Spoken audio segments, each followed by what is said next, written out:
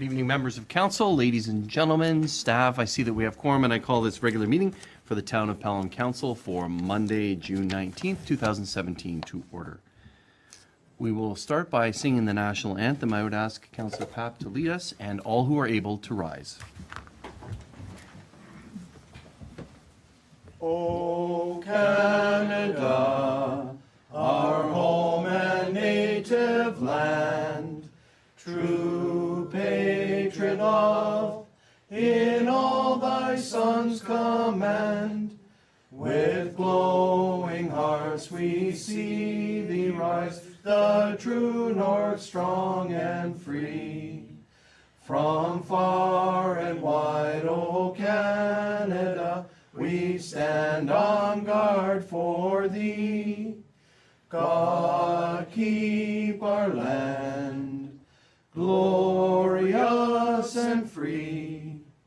O Canada, we stand on guard for thee. O Canada, we stand on guard for thee. Papp, thank you, ladies and gentlemen. Now we move to adoption of the agenda. It has been moved by Councillor Durley, seconded by Councillor King. Be it resolved that the agenda for the June 19th, 2017 regular meeting of council be adopted. Are there any, I do have a change here that's being recommended, and that is that we consider item number 931 immediately following 532. So 931 is the unveiling of the mural mosaic, which is right here behind the pylons. And the recommendation is that it be done immediately following delegations. So may I have a councillor move that and second that? So that's moved by Councillor Ribiak and seconded by Councillor Durley. So I'll call the question on that amendment. All those in favor? Any opposed? That amendment carries. Thank you. And Councillor Papp, I think you have one as well. Go ahead, sir. Thank you very much, Mr. Mayor. That following the delegation of 5.32, the Pelham Seniors Advisory Committee by Chair Ms. Gail Hillier, that we incorporate also the correspondence item under information items, correspondence 9.53, the welcome letter from the World Health Organization, and it's regarding the global network for age-friendly community. Councillor Papp, can we also include 972, which is the requesting authorization? Oh, pardon me, sorry. To submit? Sorry, No yeah, problem. and that as well. Okay, perfect. So 9.72, immediately I'm not following thinking straight. the presentation by Gail Hillier, Chair. Thank you very much, Okay. Mr. Mayor. Those And you'll move that, and I will. Councillor Kersey, will you second that? Yes, I will. Okay, great, thank you. I'll call the question on the amendment. All those in favor? Any opposed? That amendment carries, and we look forward to that, dealing with those items as well. Are there any other changes to the agenda? There being none, I'm going to call the question on the amended agenda. All those in favor? Any opposed? That motion carries as amended. The next item is disclosure of pecuniary interest and the general nature thereof. That is any conflicts of interest that any members of council may have. Do any members have any conflicts of interest on any of the items on the approved agenda? No, Mr. Mayor. Mr. Mayor. There are none. Thank you. Can that be so noted in the minutes? The first item we have is tax write-offs under the Municipal Act. We do have a motion moved by Councillor Ribiak, seconded by Councillor Durley. Be it resolved, the council receive taxes written off report from the Corporate Services Department, and the council approve the taxes written off in the amount of $117.23 as per the Municipal Act, sections 357 and 358.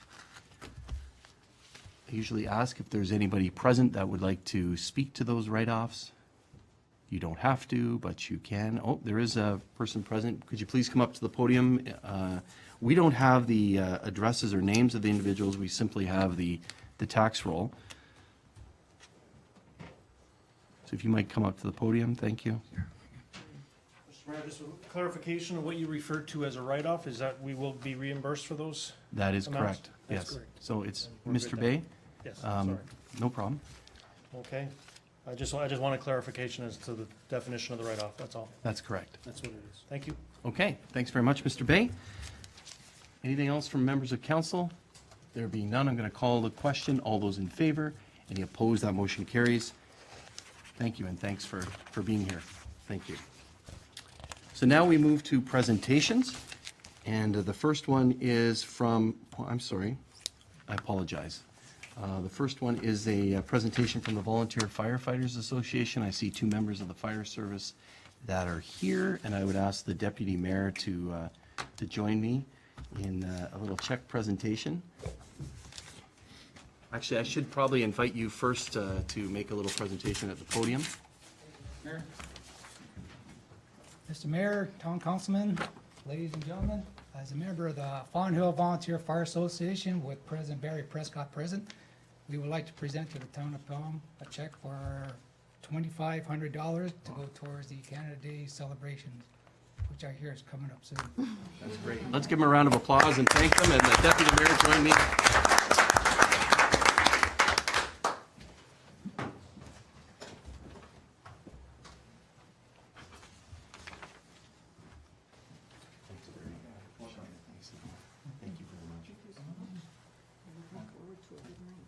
It's an annual thing that the Volunteer Firefighters Association does, and we definitely appreciate it. Thank you very much. And as Councillor King just said, we're looking forward to a wonderful fireworks this year, special because of Canada's 150th. So thank you very much. Should be quite the show.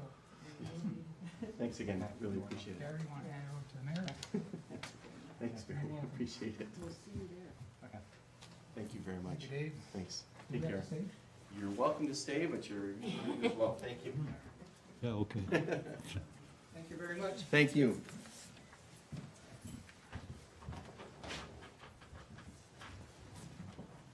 As I mentioned, that's an annual thing that the firefighters do, and we definitely appreciate it.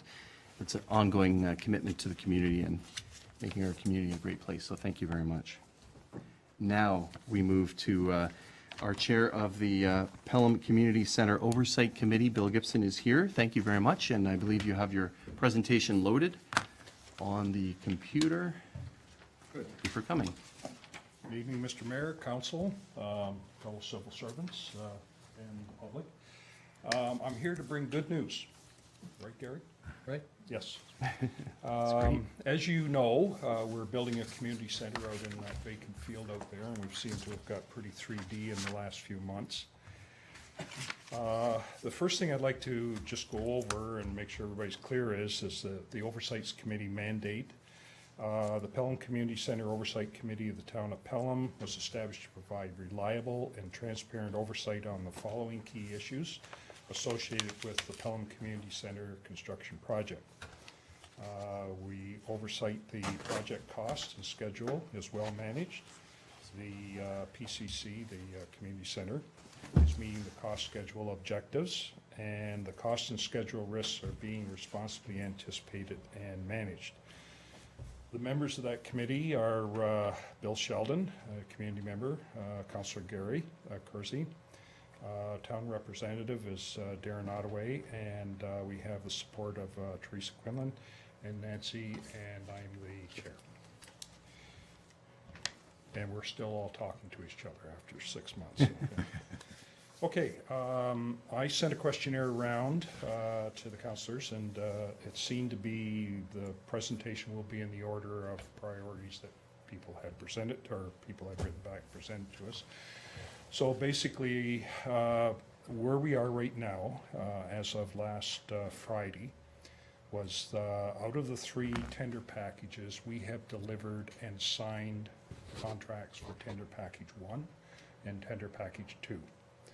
So tender package 1 was the pre-grading, site work, building excavation, site servicing, foundation work, structural steel, elevator and the stairwell shafts, the sprinkler system, the roof deck, hollow core slabs, that's the subfloor for the second floor.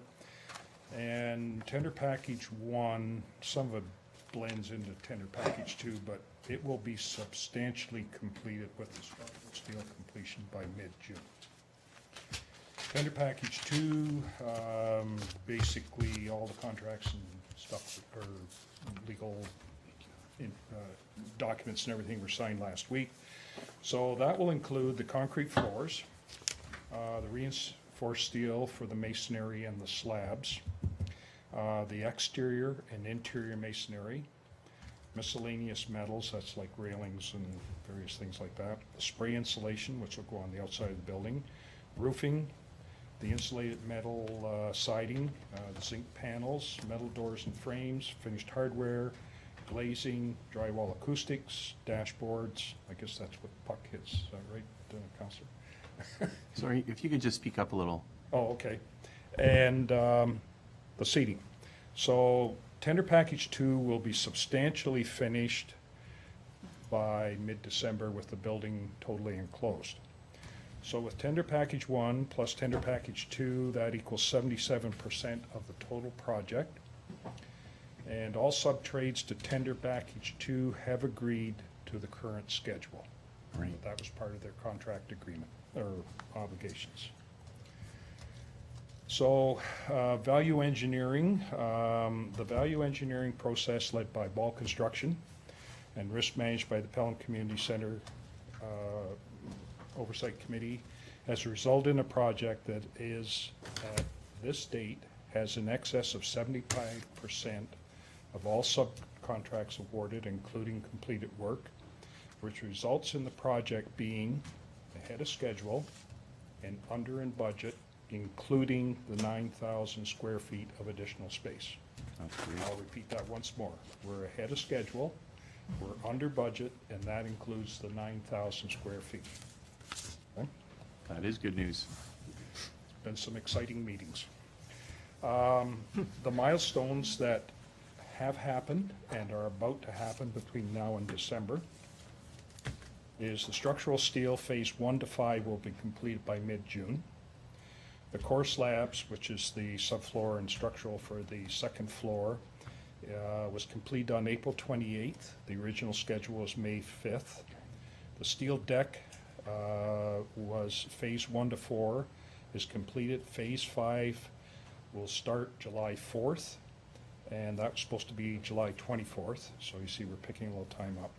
The masonry started May 29th, and it was to be April 12th. Now, the reason we have changed the date is that once the steel was done on the south arena and the roof deck and the cladding, then the masonry people can come on the site and they can go right around the building.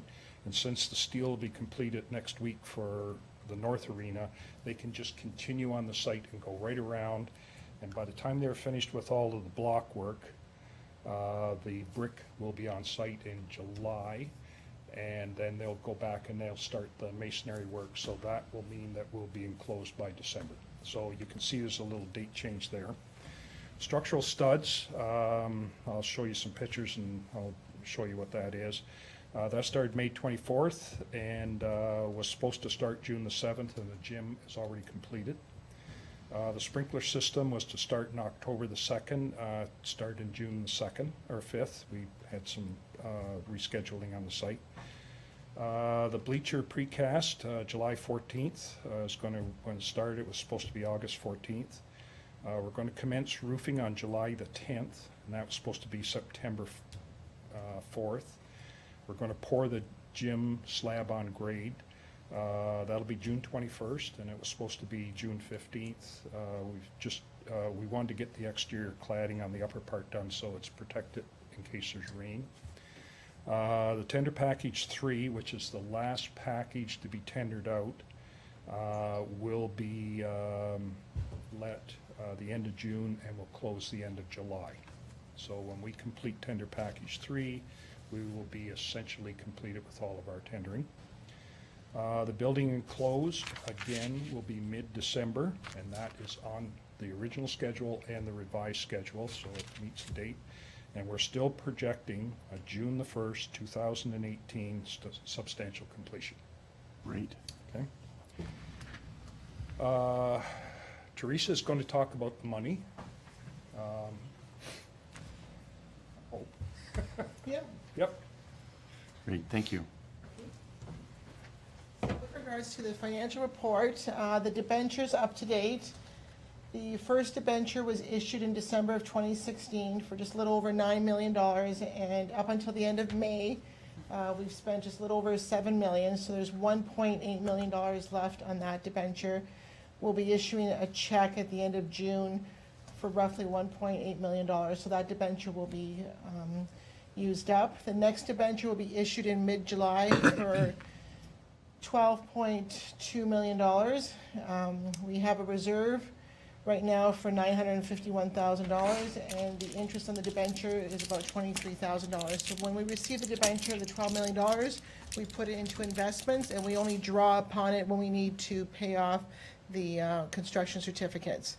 So the money is invested. This is a really good graph. I wonder if you could see it with my cursor. So what you have here is the red bars. The red is the projected cash outflow, and the white and the black is the actual cash outflow. So if you look at the timeline here, we start off with the projection of the cash going out being higher than what actually happened. But then, as you could see in the months in May and June, a lot of the constructions happen. That's the black, and that's where a lot of the cash outflow. So we more than have caught up with the construction. Just from the report that we just heard right now, we're actually ahead of schedule in quite a few of the different areas, which is very exciting. This line here is interesting. This is the cumulative cash outflow. So the red is the projected outflows, and the black is the actual. So we're slightly under on the cash flow, so which is good. So everything is on, as we mentioned earlier, it's on budget right now. Thank you.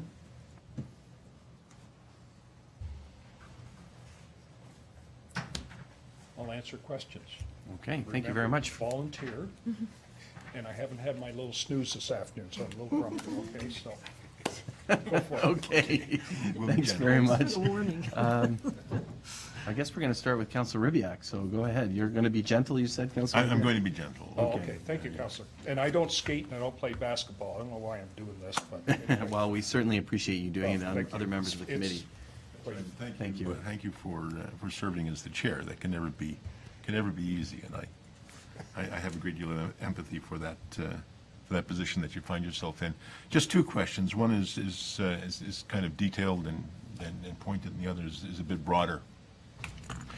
You mentioned brick. The brick is going to be on site very shortly. There was some discussion about brick, Yes. about what was originally planned and what was eventually. So what finally was the source of the brick, and what brick are we using? The source of the brick is American brick. It is the original American brick? But I can't give you an exact figure because we're still in the tendering mode, Right? but it came in well under budget. It did it? Yes, and the brick, let me just describe the brick for you. The brick comes out of Pennsylvania, and the clay deposit has iron and clay in it. It's not a manufactured process, so when the brick is fired, the iron gases off, and it's the coloring in the brick, so it's a natural brick. If we found a substitute, it would be a manufactured process. And the brick and the block were both awarded to a Niagara Region company. Gary, can you? Could you speak up, please, Yes. if you don't mind? We don't have speakers here necessarily, so Oh, just, okay. you're going to have to project to council. Okay. What's the company, Gary? I believe it's pronounced Shikini out of Thorold. They got both the brick and the masonry. Now, the reason we were able to save a little bit of money on the masonry as a combined project was that I think you've heard us talk about only taking the block work on the interior of the building up so far, and then the rest of it Right. was steel studs and drywall. Well, that's where we were able to save quite a bit of money. And once we get tender package 3 done, which will be in the fall, then we'll be able to talk to you about specific figures. We just don't want to do that right now during the tendering process. My question was, though, specifically around the brick. So what I'm hearing you say, and correct me if I'm wrong, through you, Mr. Mayor, is that the brick is the brick that the architect has specified, but the price was not the price that was originally. That's right. So we've kind of got the best of both worlds. We've got the Yes, brick we we do. want at the price that we preferred. That's precisely. That's terrific. That's an excellent outcome. My general question is with regard to risks as you see them in the future. Do you see something that you're particularly concerned about on the horizon that may have an impact other than the usual, like weather? But You know, Counselor, once we get like with tender package 2, kind of the dot at the end of the sentence for tender package 2 is the building enclosed. Once we've got it enclosed, we can almost count the number of nuts and bolts and sheets of drywall and that, because it's all interior finishes. So it's pretty predictable what that would be. The hardest part of any construction of this magnitude is coming out of the ground. And we came out very well placed. We were ahead of schedule. We had a great winter. Ball Construction has been doing a wonderful job about readjusting people coming in and off the site. So once you get the structural steel up and the outside block and masonry and the windows in, then after that it's pretty predictable what it's going to cost you from there on. Right, you're inside, so you have predictable conditions and things don't change. Yes, and we know, you know, we can project how many square feet of unit cost certain things are. The mechanical and electrical has all come in close to budget or a little under, so that is always a bit of a risk, but that seems to have come in quite well. And inside, there's, unless we make some changes inside, I think we're going to be quite well off. Great. One more question, Mr. Mayor, just for Okay, clarification. make it short. This question is short, I don't know about the answer. The tender packages, for clarification and for, just to remind us, when we put out the tenders, these are at fixed price? No, No? no. We have a budget, and then Ball Construction receives the tenders, and then they go through the tenders to make sure the contractor hasn't made a wrong assumption. And then they sit down and talk to the contractors to see if maybe we can schedule, like the block work. Once we got the people on site, they're going to stay until they're finished. That netted us some very significant savings. So they do that type of negotiations before the contract's signed. Right, so if I may just to understand this, so when the contract is given, we have a fairly high level of certainty that the price is going to be as quoted, but it's not, No. it's not accepted at that level. No, There could be some. It's a competitive process. Yeah. And as I said, we are under budget right now for what we had originally forecasted for tender package 2. Terrific. Counselor, I think you kind of maybe didn't state it the same way that Mr. Gibson stated it, and I don't know if Counselor Kersey's signaling to me that he wants to make sure that that's crystal clear. Yeah, Counselor Kersey? I think there's a bit of confusion here. The question you've asked is, once the tender is let, are we pretty well assured that it's a That's- fixed price? Oh, I see what you mean, Yeah. yes. Yes, in fact, and that comes out of having detailed conversations with the contractor and having very detailed drawings to the contractor during the tendering process. Yeah. However, that being said, there still are things that do come up from time to time on jobs. And then the contractor must issue a contemplated change notice, what we call CCN. And then they'll ask for a CCQ, which is a contemplated change quote. If it's a substantial quote, it would then go to the architect, and following that, it would come to our table, ours being the oversight committee.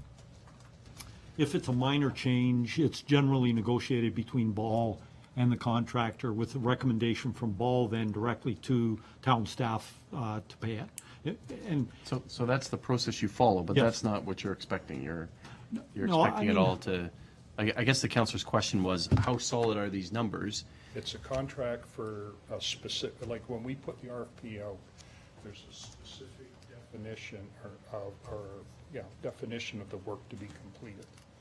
The bidder, the subcontractor bids on that, and he submits a price, and if Ball can move them down a little bit, then that's what the contract is signed for. And don't forget, Ball has a fixed sum at the end of the project too as well, so. Sure. Sure. Okay. So just to wind up, Mr. Mayor, so what we've got is good news and fairly good reason to be confident that that's going to continue through the project. I'd say it's stronger than that, but Yeah. I think we have good news and good reason, Yeah. not fairly good. Good and good. I'll buy that. I'll I- accept that. Okay.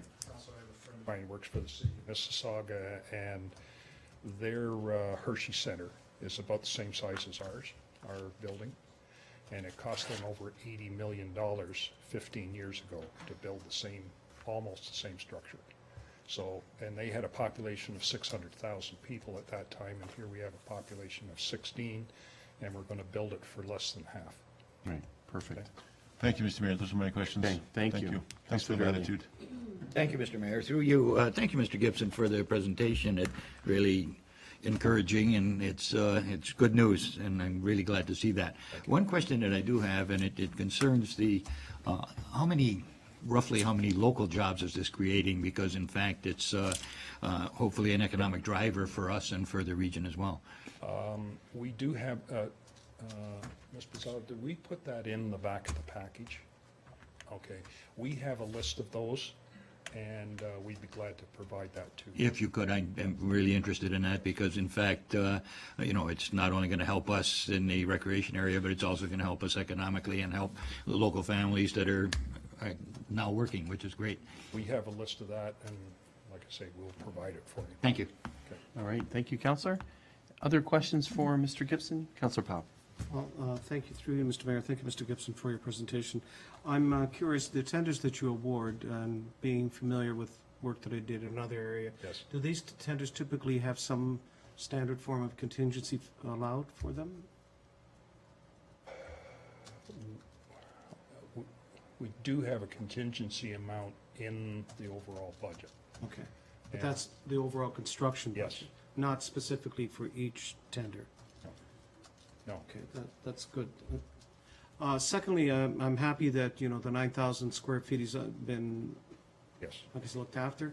I guess what I'm trying to get crystal clear in my mind, that came as a result of adjustments in a variety of different things, as far as supplies, materials, Yes. so that the public are aware that in order to achieve that, it just didn't happen magically. It had to be done internally with a lot of, how can I say, reevaluation engineering. Is that correct? That's And correct, hard work, Counselor. yeah. There was many meetings, and we Right. were discussing almost the equivalent of price of coffee.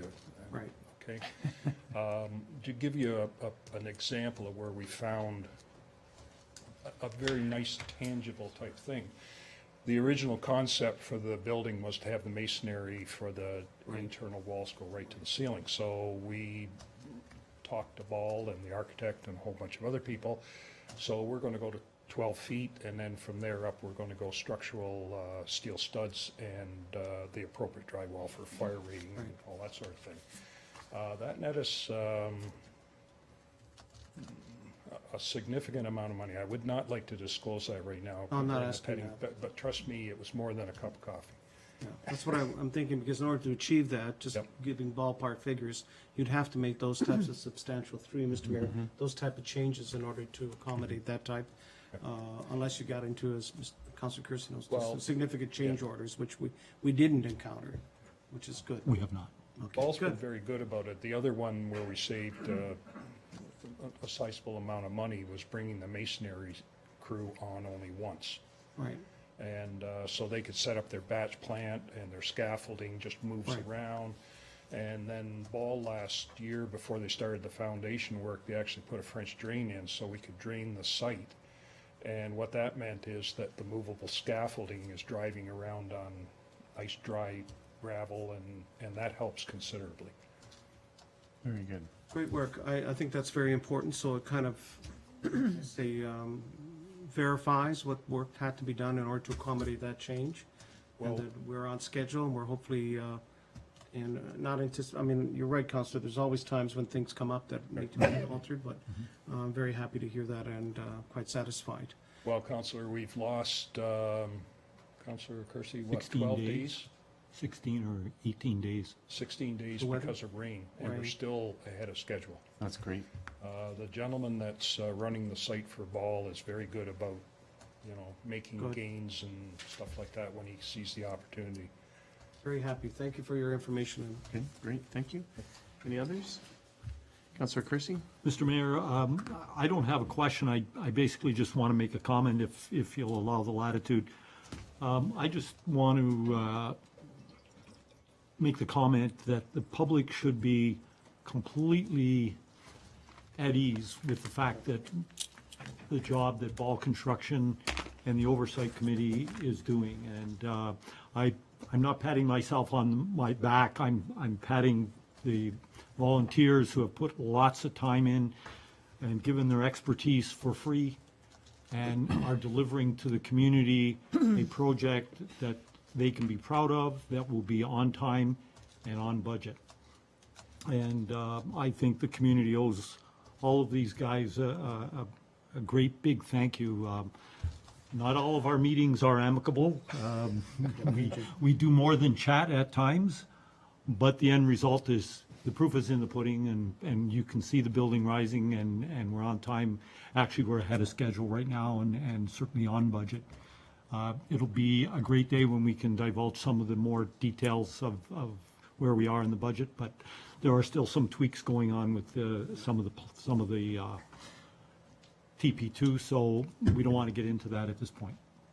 Okay, thank you, Mr. That's Mayor. great. Thank you very much. And we're all appreciative as well for your work, for the committee's work, for staff work on this, and for Ball Construction and all the trades. It's great, as Councillor Durley indicated, that some local trades are there and on site. And it's nice to see the picture in the package you have right here, Niagara Block, Yes. proudly displayed there. And no doubt there's many other local workers on site with this project. Very, very exciting. And so many people have talked to me about it and have watched it go up, and the user groups are putting it all on social media. They're very excited as well. So it's great to know that not only is it a fabulous design and a great project, and some of the members of the Architectural Design Advisory Committee are here this evening as well, because they have other capacities. So it's certainly wonderful to see it kind of come from that vision that they had into the reality, and you're carrying that forward.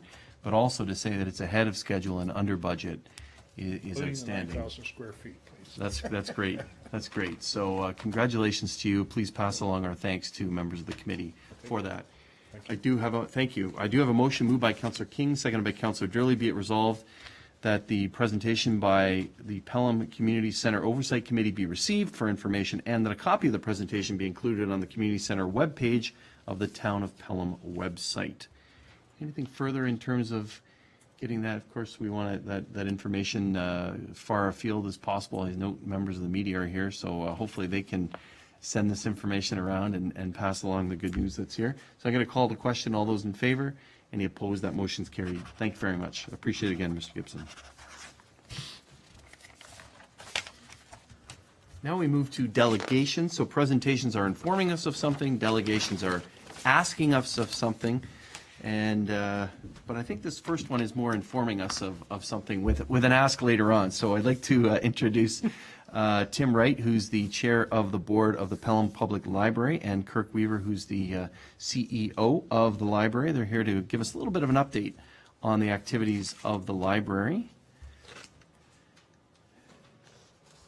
and their strategic plan. So thank you very much, gentlemen, for joining us, and the clerk for assisting them.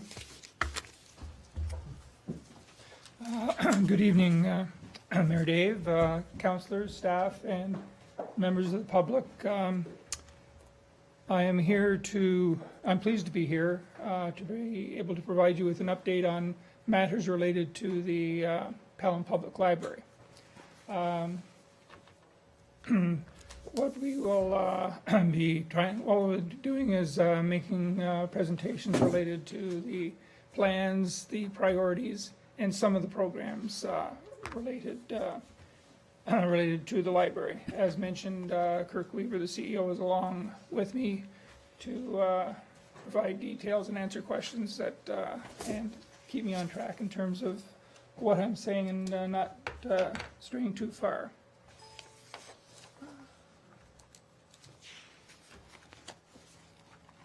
The topics that I'll be covering are the new strategic plan for the library, the 2017 priorities.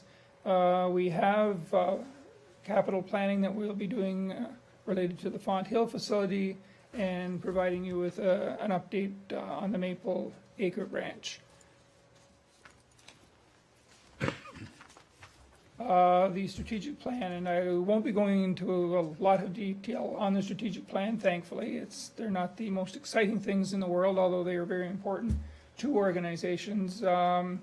I've been told that you have a copy of the strategic plan in your packages, and I encourage you to have a read of it. It provides more detail than I will be going into.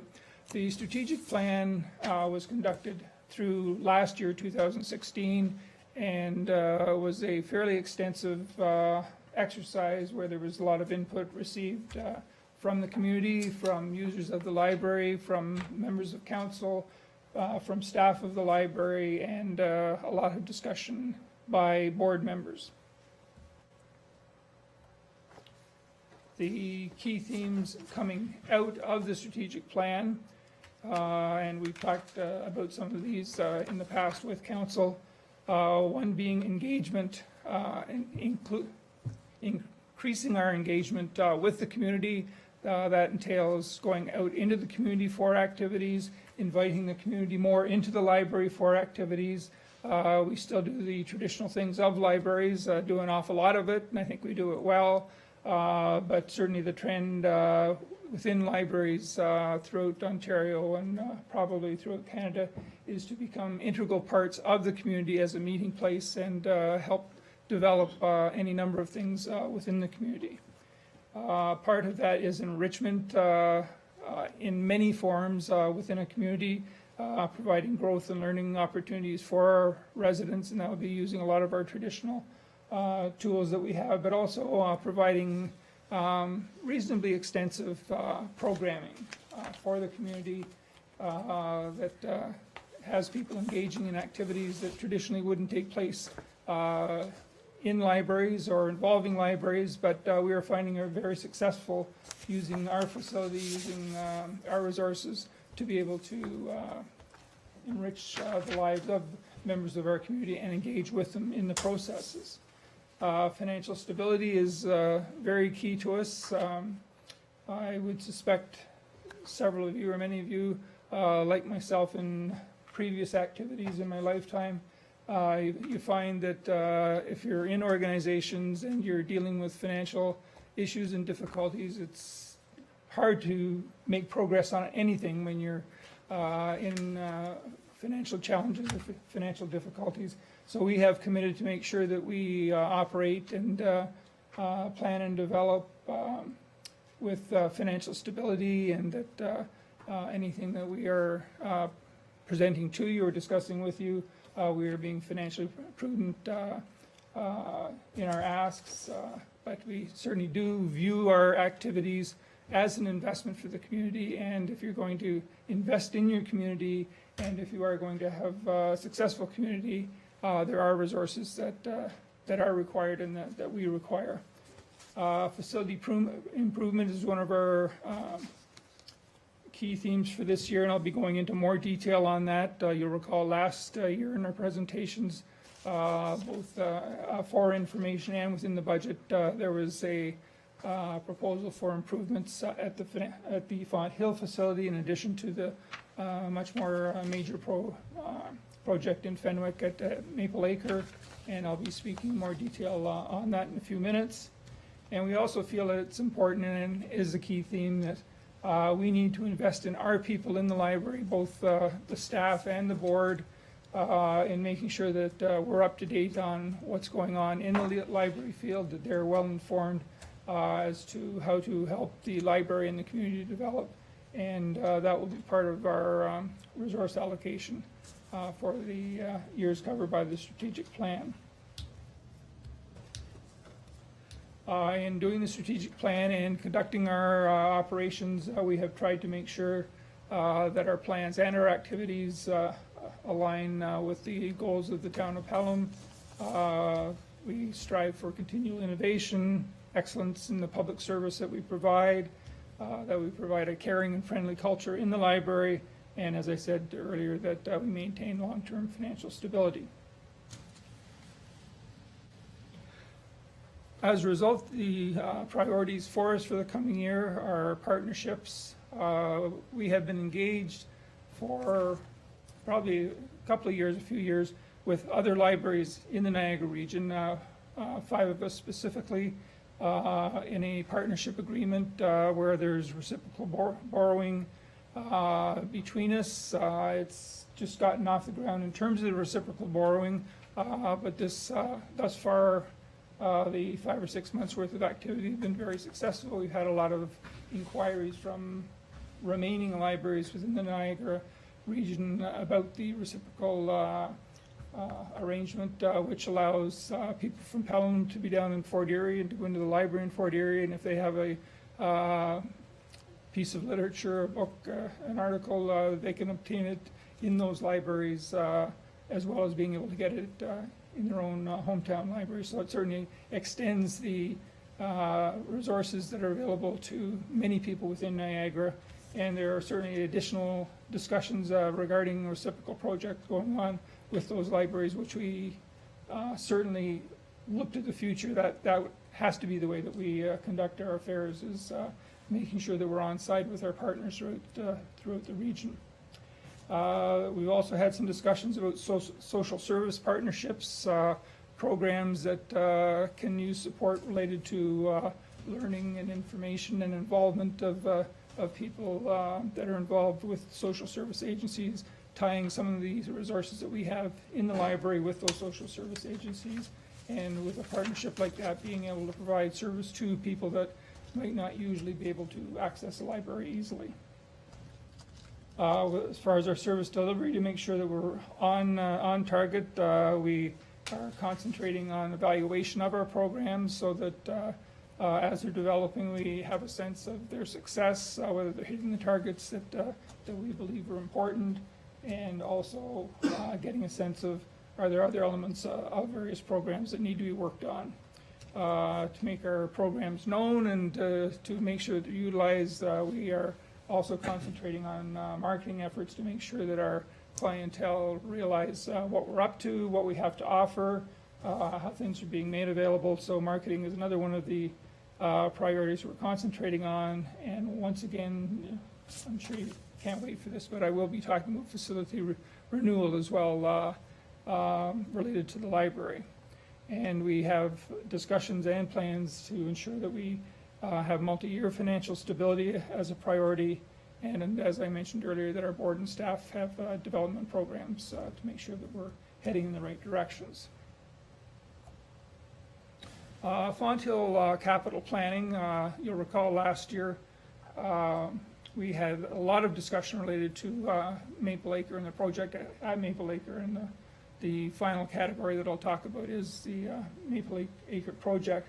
But we haven't forgotten Fonthill. Fonthill has for 30 years been an important element in the services provided by the town of Pelham. As the town has developed and grown, and we believe it's been very successfully operated and has provided terrific service to the community.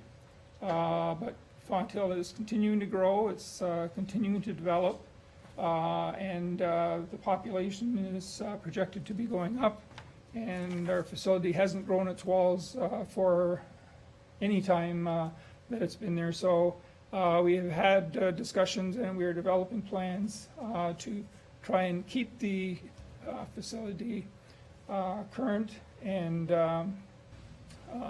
make sure that its useful life can be extended.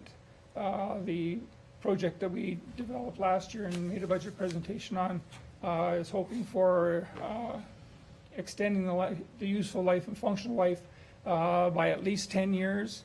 And I think when you hear about the impacts of Maple Acre Library, you'll see the value of investments in what libraries have to offer in providing programs and services and knowledge and information to the communities. So we're hoping that this presentation impresses upon members of council the importance of investing in facilities as well as investing in other elements of resources for libraries. And we think we have a good example of how that can be successful and have an impact. We're hoping, and we are planning and hoping that a town capital contribution will be part of the capital budget that we develop for our presentation in the fall.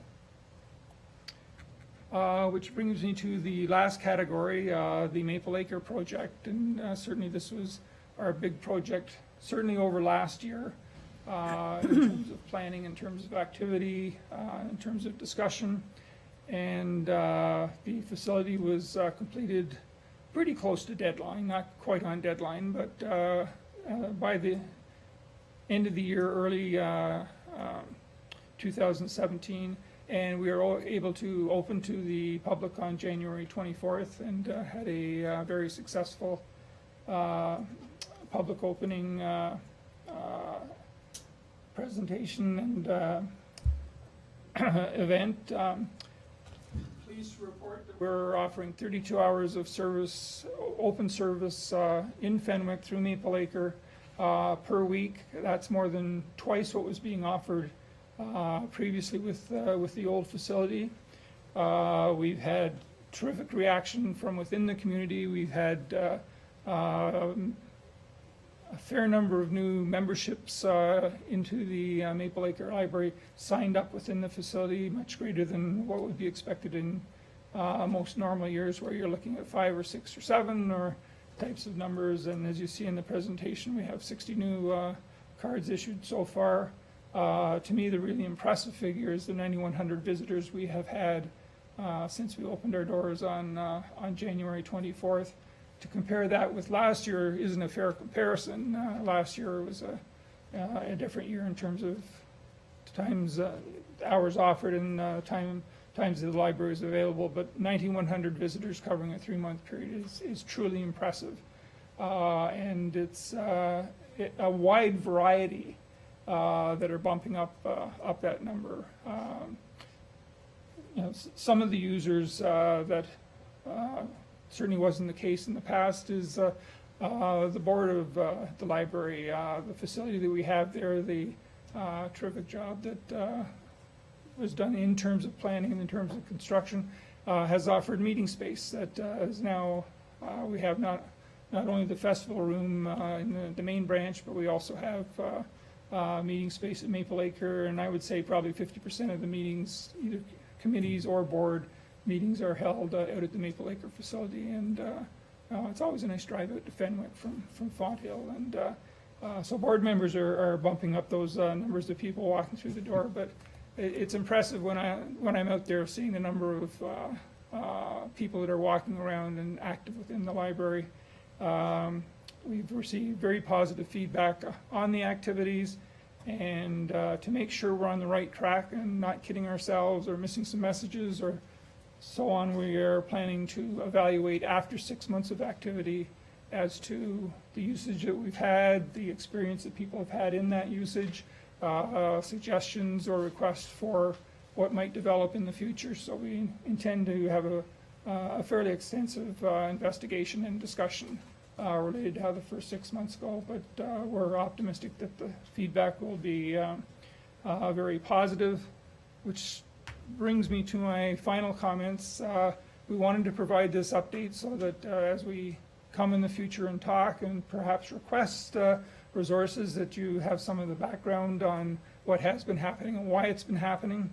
I think what we're seeing by the investment in Fenwick through Maple Acre, the value to the community, to the objectives and to the directions that the library is setting, of it being a positive force, and that an investment in that type of resource and facility can have a very positive impact on our community. I think Fenwick is finding that, and we're hopeful that as we go ahead with our request related to the Fonthill facility, which certainly is starting from a very strong base. Maple Acre had a much softer base in the past, so there was a lot of room for moving ahead. Fonthill's in a much stronger base, but we're confident that with judicious investments, we can continue to provide a first-class service through both Fonthill and through Maple Acre.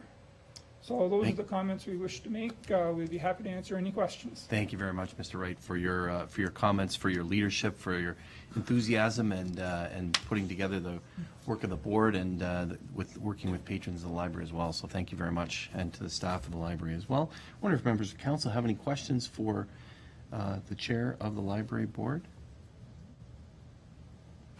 Councillor Kersey? Thank This you, is Mr. going to be Mayor. more a comment than a question. Is that what No, you're going to no, say? no, Oh, it's you a have a question. question. Okay, here we go. It might be a Because leading- Councillor might- Kersey does sit on the library board, and we appreciate that. Go ahead, Might be a Councillor. leading question, but it's going to be a question. Okay, go ahead, sir. Through you, Mr. Mayor. Mr. Wright, how are you going about planning your renovation to the Fawn Hill branch, and on what basis are you, going to be able to justify the investment into Fawn Hill? Did you want to talk about the details? Sure. Thank you, Mr. Through- Weaver. Through you, Mr. Mayor. There was a feasibility study done about a year ago that identified the scope of work and what was possible in the basement space and identified some high-level costing. What we're doing now is we are looking at getting some more detailed design work done. We've got receiving quotes for that currently, and depending on the cost, we'll go with and go forward with some of the detailed design work and get more refined cost. But what we're looking at doing is phasing the work over a couple of years so that we can, if we can start and limit the capital investment required. And we're developing it in terms of the source of funding, in terms of similar to what we did with Maple Acre, where town capital infrastructure investment was from the town. The library board has some reserve funding, and we looked after at Maple Acre the furnishing and fixtures sort of thing, and that's the mindset we have for this kind of evaluation as well. And we'd like to have detailed costing that we can bring forward a business case. The goal being to extend the useful life of the facility to accommodate the growth using some of the town's growth projections with the East Fawn Hill development. The space constraints that we face now, how can we make this building useful and provide good, solid library service over the next 10, 15 years as the downtown master plan evolves. And long-term, there may be a grander vision, but we're looking 10 to 15 years, how can we extend that facility and continue to provide good library service within that facility by moving some pieces around and creating more public space on the main floor and keeping the administrative and the staff piece sort of in the background and expanding the Okay. use. Thank you. Councillor Kersey, follow-up? Yes, Mr. Mayor, thank you, through you. Do you have a timeline on when you would like to bring, or you plan to bring that information back to council so that we can have some time to digest it before the budget discussion? Have you thought about that? Rita? Thought about a The timeline? finance committee of the library board will get a first look at it this week. It'll go, whatever comes up from that will go to the library board late June. And that'll start to, whatever comes of that from the library board's decisions will form something that we can bring back to council as we develop our budget. I do have some meetings scheduled with Ms. Quinlan, the mid-year budget review that she's conducting, have an opportunity for us to have some conversations so that at a staff level, both the town and the library know what's coming and where things stand. So we'll keep that back and forth going for sure, so that when it comes to the budget presentation in November or whenever it is, traditionally in November, those details will have been fleshed out at the staff level and the appropriate conversations will happen so that there's time for council to digest it. Good. I think that's excellent. I was going to suggest that, Mr. Mayor, that there be an interface between our treasurer and library staff to work on how one might put the finances together on it. So that's excellent. Okay, good. Thank you very much. Any other questions? I just had one question. You referred to it as renovate the main floor meeting room / staff room to create more public space. That room, is that the one that's kind of in the middle there where the computers are and the teen area? Is that the room that you're talking about No. on one of the slides? No? The renovations on the main floor would affect so you're talking about the technical services room where there's. I don't know what it's Okay. called, but Yeah, the room in the there's those center. there's the desk, the computers, then there's a room there where Yes, that staff, would become vacant volunteers as go. well. Okay. But we'd also have some plans to renovate the festival room. Okay. And behind the festival room is the staff break room, which Okay. we would propose to put in the basement. Okay. And we could actually free up and create a second public meeting space or Great. meeting room of some sort. That's great. Well, that's great. So, and some of that I think is allowed because the archives are now no longer in the space in the basement in Fawn Hill. They're available publicly at Maple Acre. That's correct. Previously, the Pelham Historical Society occupied space in the basement. They've moved to a room in the Maple Acre branch, and creates more access, but it also frees up some space for staff office space to be created in the basement. Perfect. Thank you very much. Just again, on behalf of council, thank you very much for the work that you're doing. I like the approach. I'm going to say this: engage, encourage, and enrich our community. What a great way to put it as part of your strategic plan. So kudos to you and all those that worked on this. And really, that is what our library does, and you do a great job of it. So thank you very much. I look forward to taking out some books at other areas.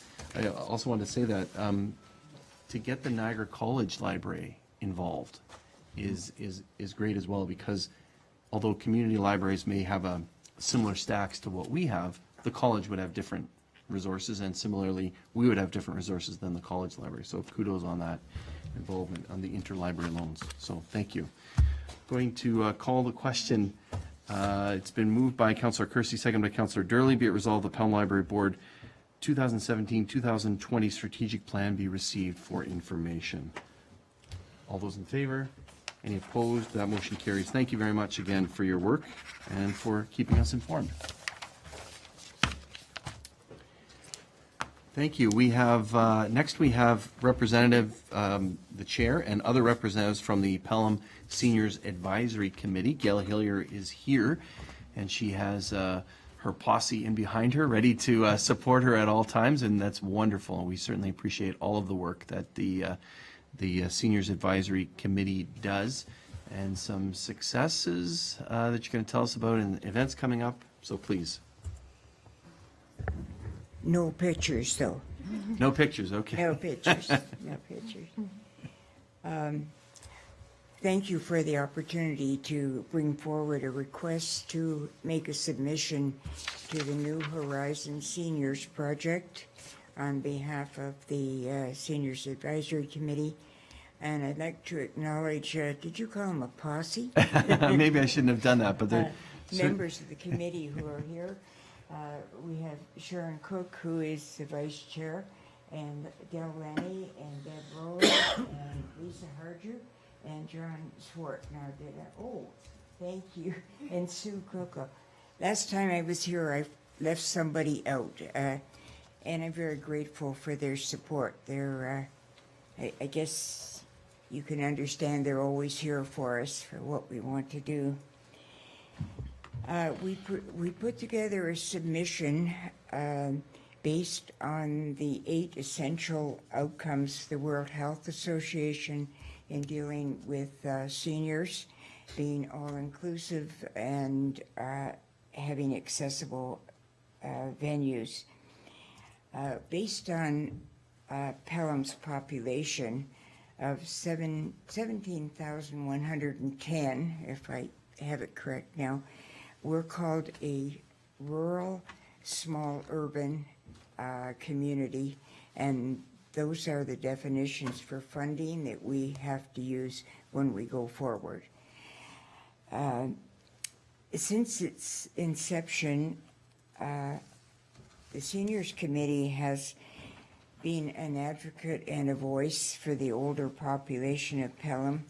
We've had a number of public forums, one of them dealing with the interest of seniors in the community center, which was early on, and a more recent one dealing with inviting developers and builders to come and talk about issues related to affordable housing and accessible housing.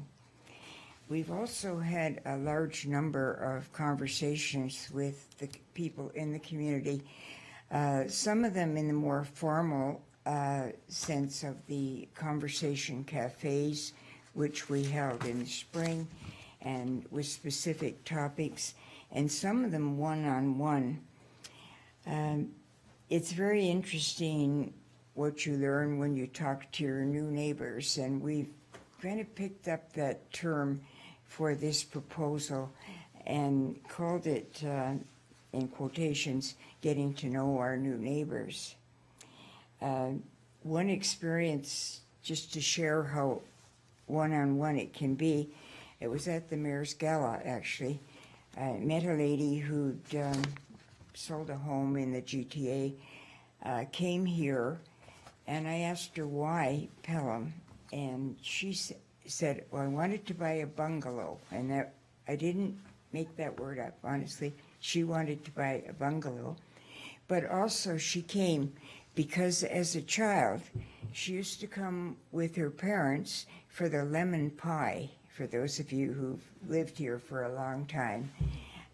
And she said that she's going to have to find another pie place. I referred her to Fenwick. Anyhow, we've supported town projects. We've made partners with a number of town organizations and other committees. And we waited to do this proposal until the Census 2016 information came out. And our population, if you use a benchmark of 55 plus, which is the benchmark, municipal benchmark used for planning, for facilities and services and infrastructure as the population moves from 55. The population of Pelham is 40%. And that was affirmed in the mayor's write-up in the paper, so I was glad we were on the same page. 40% of this population of our community in 2016 was 55 or older, which says something about some of the planning we need to do. We want to do two things. We want to do a data collection project or a survey of that older adult group, not the whole community. There have been a variety of such surveys done, but we want to know who our neighbors are. Some people have been here all their lives. Some people have been here 40 years. Some people, like the lemon pie lady, and she said I could call her that, by the way. The lemon pie lady has only been here 2 years. And she plays bridge at the library. She's looking forward to the walking track. She was very well informed, and she chose this community.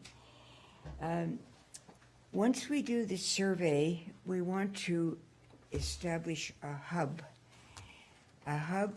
where seniors in this community can come and get resource material, can meet one-on-one with service providers or in small groups.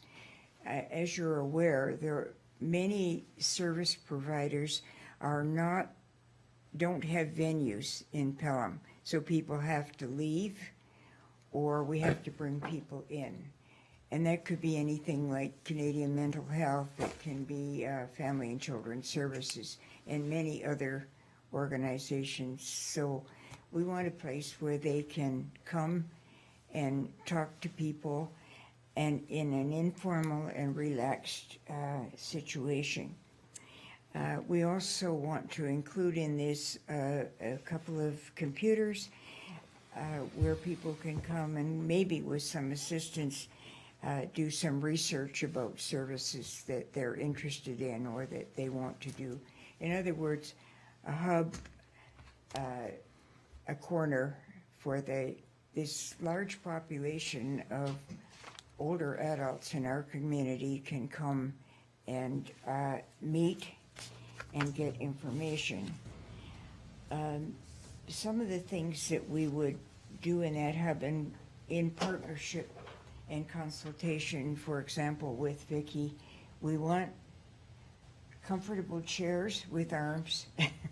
The standing joke here. A couple of computers, some tables, some bookshelves, or places where resource materials can be shown. And the money that we would be asking for would be complementing what would be provided for the other kinds of public activities in the community center. The project would begin when it was approved, which won't be, and it's interesting because it fits into the oversight community thing. It won't start until January or later of 2018, which means as we move through a survey process and then into establishing a hub, it will be in good time for the community. The total cost of, or at least the budget that we're working for, is the maximum, of course. Anybody who knows me knows you always go for the maximum, and that's $25,000. And we would share some with the survey and some with furnishings and so on to complement the hub program. The proposal was unanimously approved by the Seniors and Advisory Committee, and I will thank you for your continuing support of our work and for your approval of this submission. And if you have any questions, they will answer them. No. Thank you very much, Ms. Hillier, for your presentation, for explaining the proposal that you have forward, moving forward. Questions, comments from members of council? Councillor Papp, as the representative on the committee.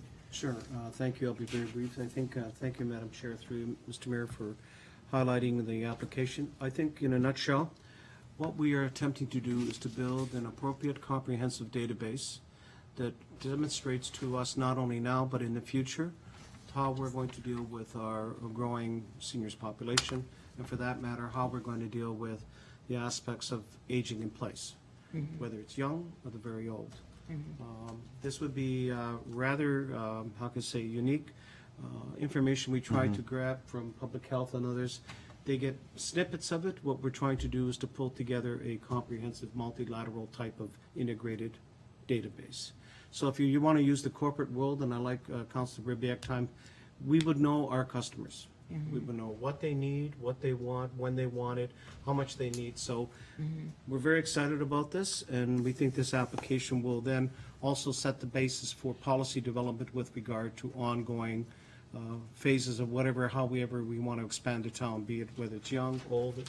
It'll give us that kind of, how can I say, information and that kind of direction.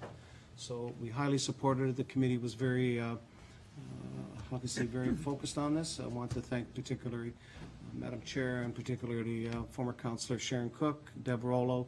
You did extensive work on this, and now we're ready. And I would like to ask my fellow councillors to support the application to the New Horizons federal government grant program. We would like to thank you for volunteering us, Sharon Cook and us. If I may be allowed, just a side story.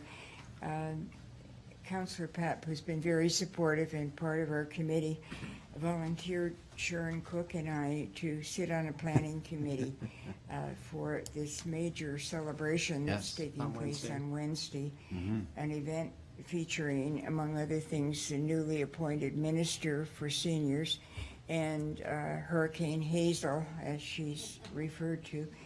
And I spoke to him quietly and said, Peter, please, no more volunteers for me personally right now. And he just said, too late. I was going to say, did it help? So, Mr. Mayor, if I may, yes. Yeah. I have to say this group, and I know all of you work with Summerfest on the group, very eclectic, very, I would say, of the three groups that in the municipalities that have Seniors Advisories Committee, you set the pace. And I say that quite candidly. And the fact is that we are now, besides the New Horizons grant, we're going to be looking at, I think some of you will see on the agenda, we have been approved by the World Health Organization. Yeah, I was just going to ask about that.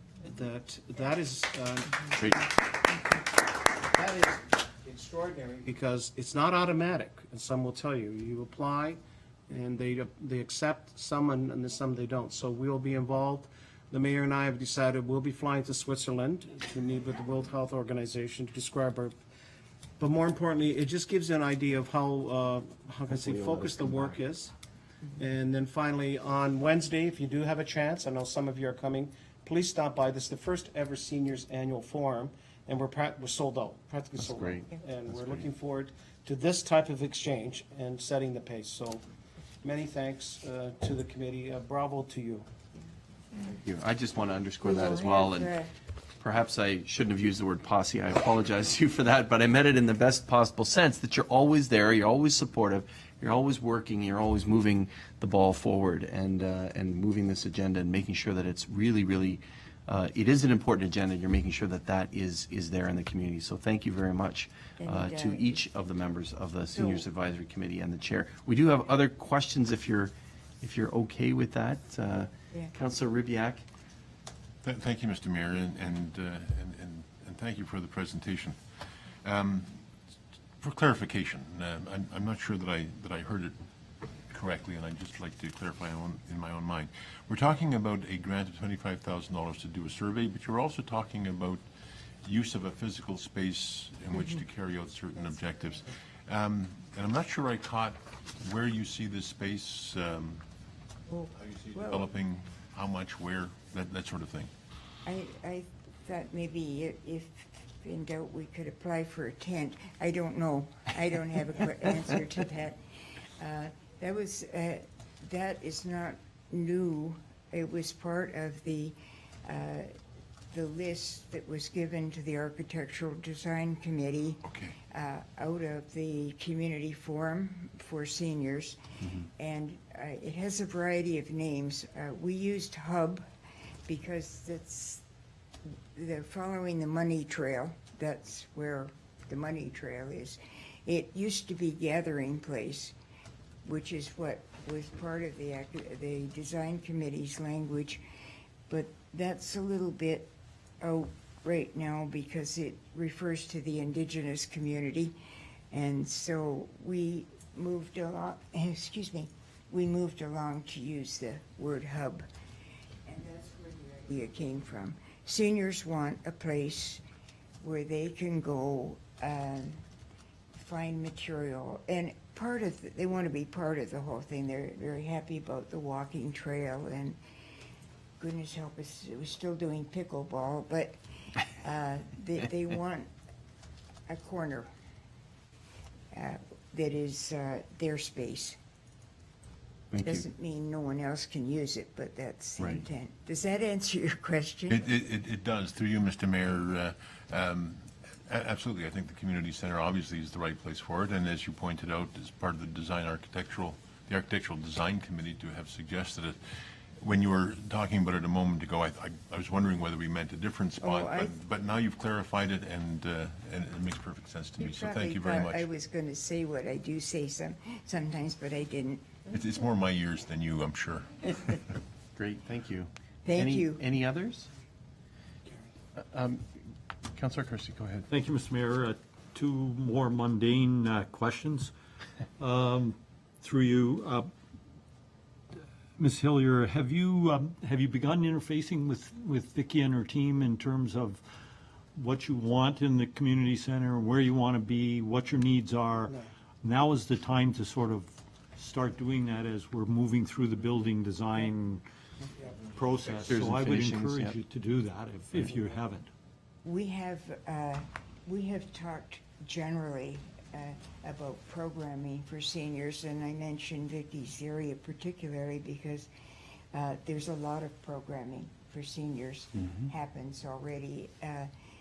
We're really more the drive than the program behind it, and the opportunity to apply for some funding that would complement furnishings and a couple of computers has just come up. So I've said it publicly now, and I will meet with Vicki and we'll talk about what options there might be in terms of some space. But thank you. Councillor? Thank you, Mr. Mayor.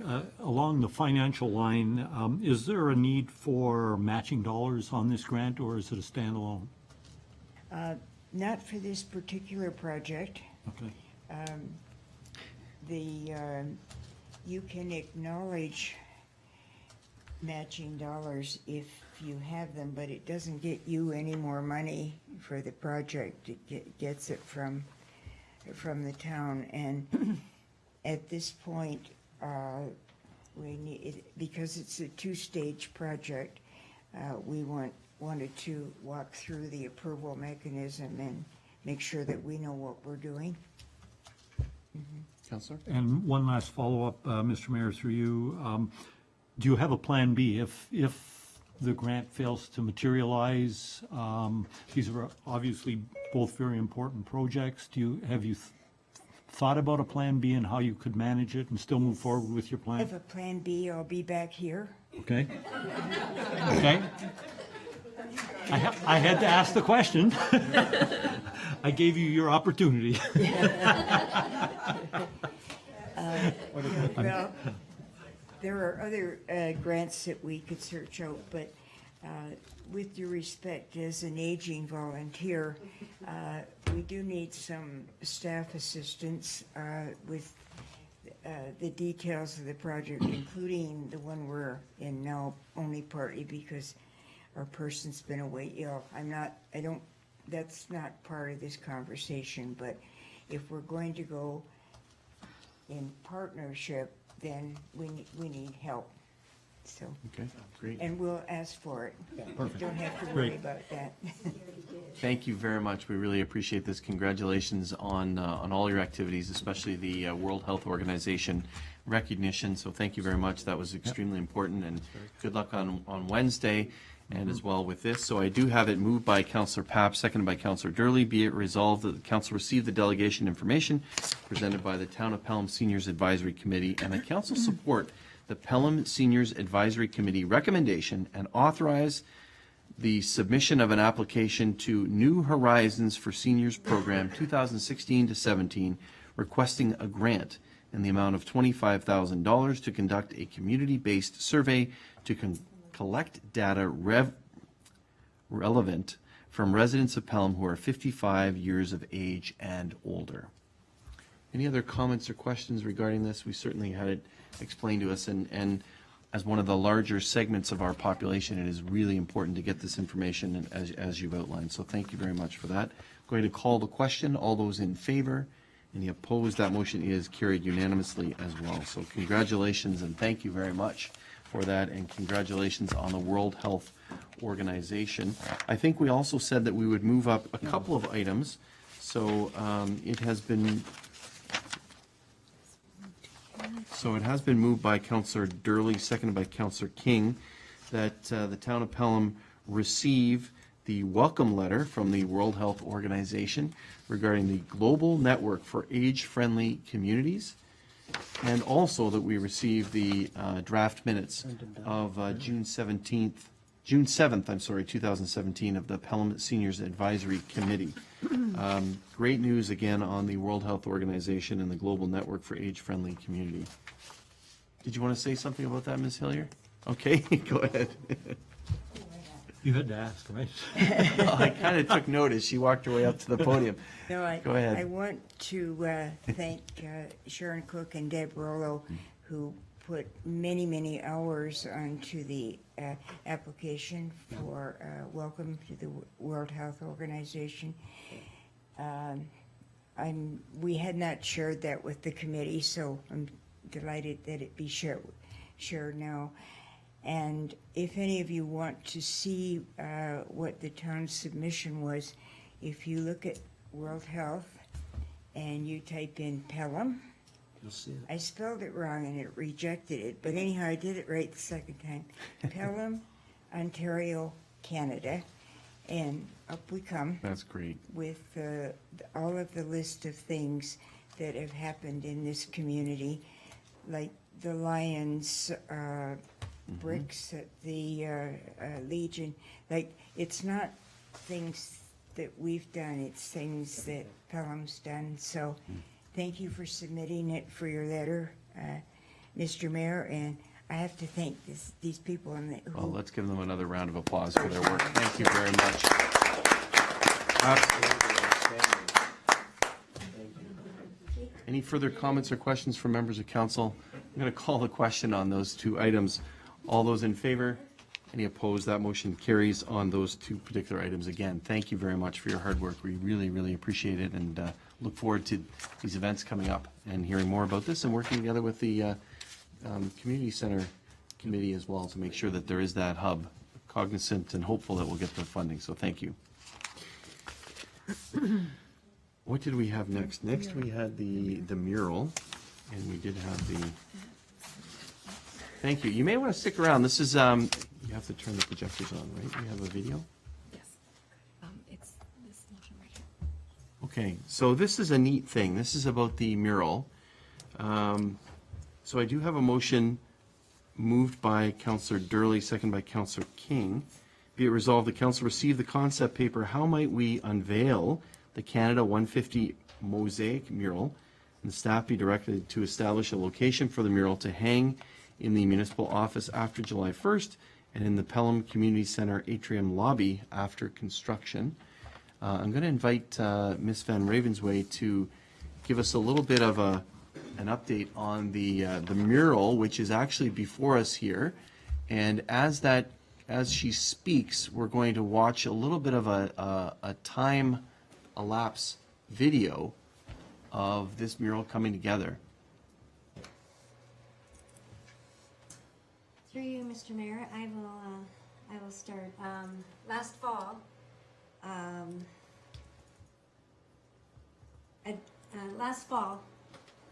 we requested approval to participate in the Canada 150 Mosaic Mural Program.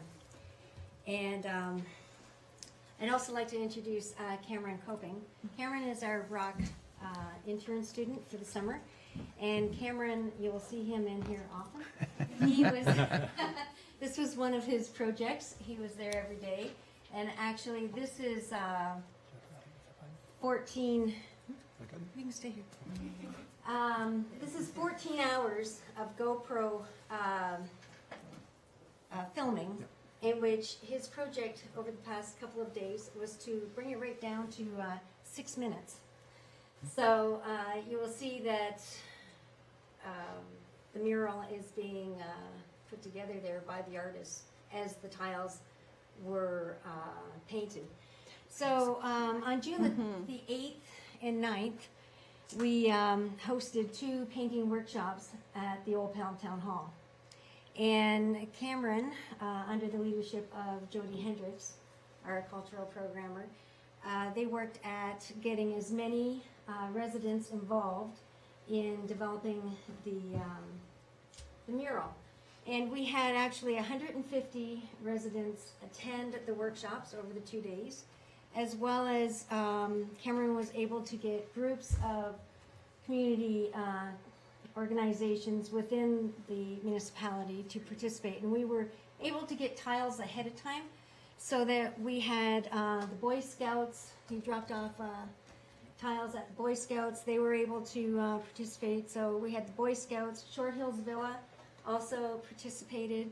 Fonthill Montessori School, Quaker Road School, St. Anne's School, Wellington Heights School, E.L. Crosley came as well, and Pelham staff.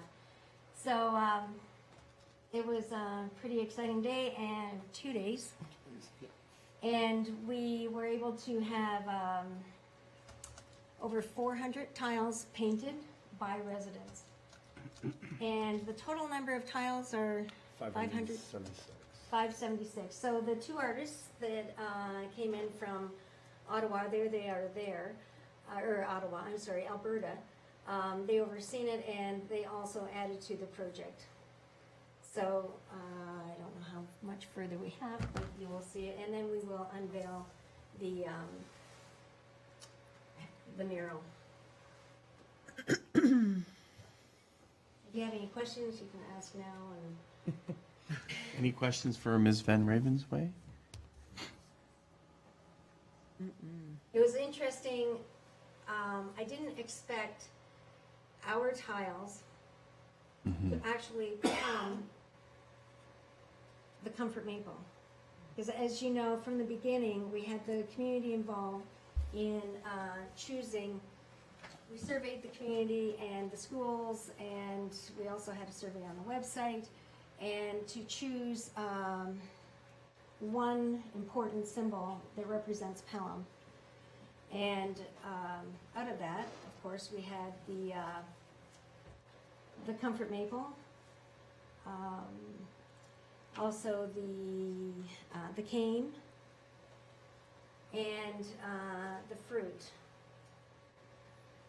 And you'll also see that council wanted to make sure that our logo was also incorporated, and you'll see on the wheels, the logo has been incorporated.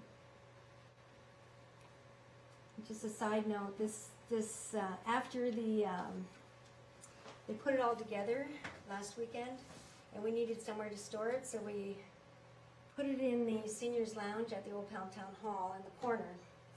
And on Monday, the seniors had their cards, and Ann Robbins called from the seniors, and she said, "Vicki, I just have to tell you, first of all, it was very difficult to play cards because everyone wanted to stare at the mural.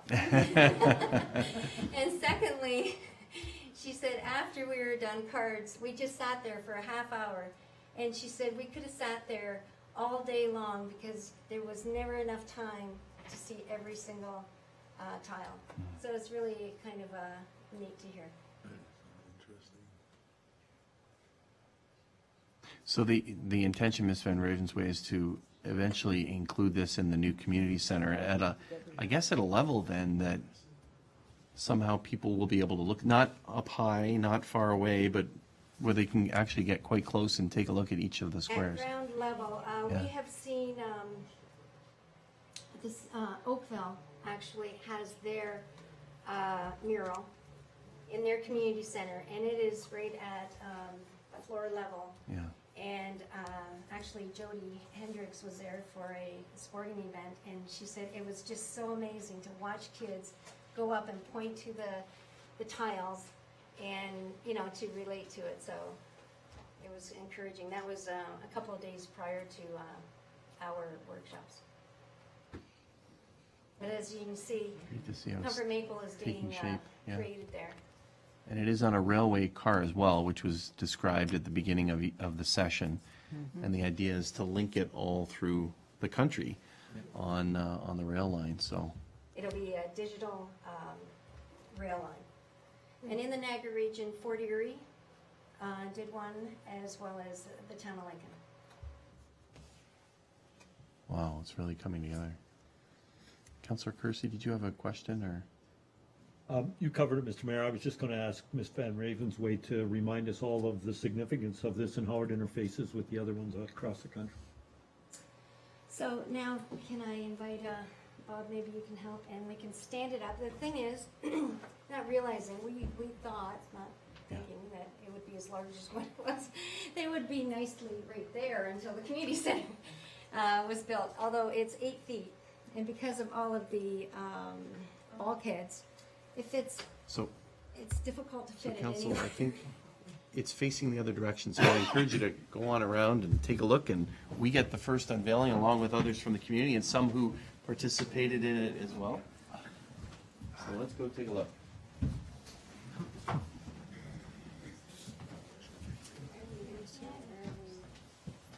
So that's naturally the maple's called a comfort maple? Yes.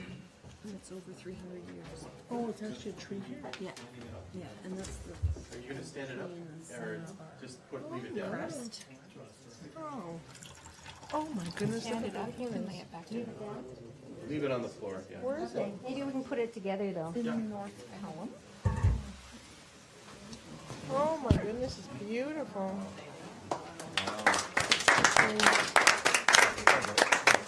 It's gorgeous. Is that not gorgeous? Oh, it gives me shivers. Oh, it's just beautiful. Wow. You're welcome to come up and look at it. I sit there and you can see. What a great. great project. It's great to see many of the images of the community in the mural. So I can see the band shell, I can see just Pelham Summerfest, That is gorgeous. the logos, different things. The logo, yeah. Pumpkins, hearts, maple leaves. That's And you great. can see the comfort maple. And you can see the comfort maple as the base of it all. Yeah, absolutely. They told you about, no, just about colors, like towards the end, they needed more red. So each day, how they did it was each day they had, or I guess in the morning, afternoon, they had different palettes. So then one morning it would be blues. And then, you know, towards the, later in the day, the last day was reds because they needed to make sure they had enough red for the comfort maple. That's great. Isn't it neat? Yeah. Whose faces are they in there? Sure. See, there's Yeah, two that's why women's. they were putting it all together. Outstanding. Yeah, great. It's going to be great to display that. Thank you, Vicky. That's Thanks a lot. good. Gorgeous. Thank you very much. And Jody, thank you. That's great.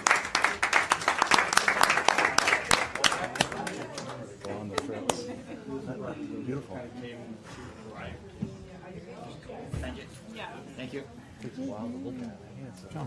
Well, given that this was put together by the people of Pelham, I'm sure the voice will find something good to say about it. Hey, I try my best. I'm not the final filter. I read it, but I should call it. And a long time ago, I think I was at a conference and I. Thank you, ladies and gentlemen. Thanks so much. Thank you. So if we can reconvene, thank you. So we did have that motion on the floor that it was moved by Councillor Durley, second by Councillor King, that we received the concept paper and staff be directed to establish a location for the mural to hang in the municipal office after July 1st. This is going to be displayed publicly. We got a chance now to see it, but it's going to be displayed on Canada Day and in the Pelham Community Centre atrium lobby after the construction. So I'm going to call the question on that. All those in favor? Any opposed? That motion carries. Thank you very much. Councillor Papp? Just a couple of clarifying questions. Is this going to be framed? No. So how is it, Ms. Van Ravensway? can you explain to me technically, how is it attached together? Well, I apologize. Through you, Mr. Mayor, it could be framed. We haven't gotten that far yet. We are looking at how other municipalities Right. have actually put it up, and we will, you know, learn from their experience. I think And if, at some given point, if I may suggest something a little bit creative, that this formed the basis of our community center as a donation tree, that as people contribute, Yeah. you note around Right, this right. piece of art. This has been done in other venues, Mm-hmm. where this becomes the focal piece, Right. if you know what I mean, Mr. Mayor? Yes, yep. And We I don't, can, we don't have to discuss it tonight, I just thought Yeah. it'd be perfect. That's great. We'll suggest that to Martin as he And Martin, comes this- together with the this- concepts. This would be, Right. thank you. Good. Thank you very much, Councillor Papp. Thank you. Now we're moving on with the agenda. Now we move to consent agenda items to be considered in block. And I wonder if, oh, I'm sorry, I apologize. First, we do minutes. So it has been moved by Councillor Rivak, second by Councillor Durley. Be it resolved, following minutes be adopted as printed, circulated, and read. Minutes of the special council meeting of June 5th and the regular council meeting minutes of June 5th, 2017. Special council minutes of June 12th, and that was our 5 p.m. meeting, and then special council minutes of June 12th at 6:30, and that was the special meeting that we had regarding building permits. Are there any errors or omissions in those minutes? There being none, I call the question. All those in favor? Any opposed? That motion carries. Thank you. Next item is consent agenda items to be considered in block. Do members of council have any items that they'd like to lift for separate consideration? Councillor Durley? Thank you, Mr. Mayor. I'd like to lift item number 9.5.4, the resolution from the town of Fort Erie. Okay, thank you. 954. Others? Same one. Councillor, Same same one. one, okay. Councillor Kersey? Yes, Mr. Mayor, I'd like to lift 9.3.2, discussion of the Pelham Street construction update. Okay, great, thank you. And I'd also like to lift 9.5.6, the discussion paper Okay. about AMO and their local share program. Oh, I'm sorry. 956, that's the CAME. Which one Oh, is it? sorry, maybe I picked the wrong one, Mr. Mayor. The one with the. Oh, 957. No, 956. Yeah, things have moved around. Oh, it's different on the motion here, so, but it's this one, 956. And that's 957. John, where do you see Okay. the letter from police? Okay, sorry about that. Okay, great. That's the Any other association. items? Wow. Council, I request, we actually have someone here that wants to see the discussion. She's been very patient regarding 932. And I'd actually ask that we do that one before we consider the other items, if that's okay. Councilor Ribbiak? Mr. Mayor, before we go much further, just a technical issue. I think that in the reordering of the items, Oh, I'm sorry. or I'm looking at the wrong. I have moved one early. There No. was an updated agenda. Okay, No, so it's not the- that. What it is There's the item regarding the Town of Fort Erie Woodbine Entertainment piece, the Association of Municipalities of Ontario, and the Pelham Street Storm Construction, Councillor. Okay? Now, what I'd ask is that we deal with, before we get to consent, that we actually deal with the Pelham Street Storm Construction first. Let's do that. Okay? So that has been moved by Councillor Durley, seconded by Councillor King.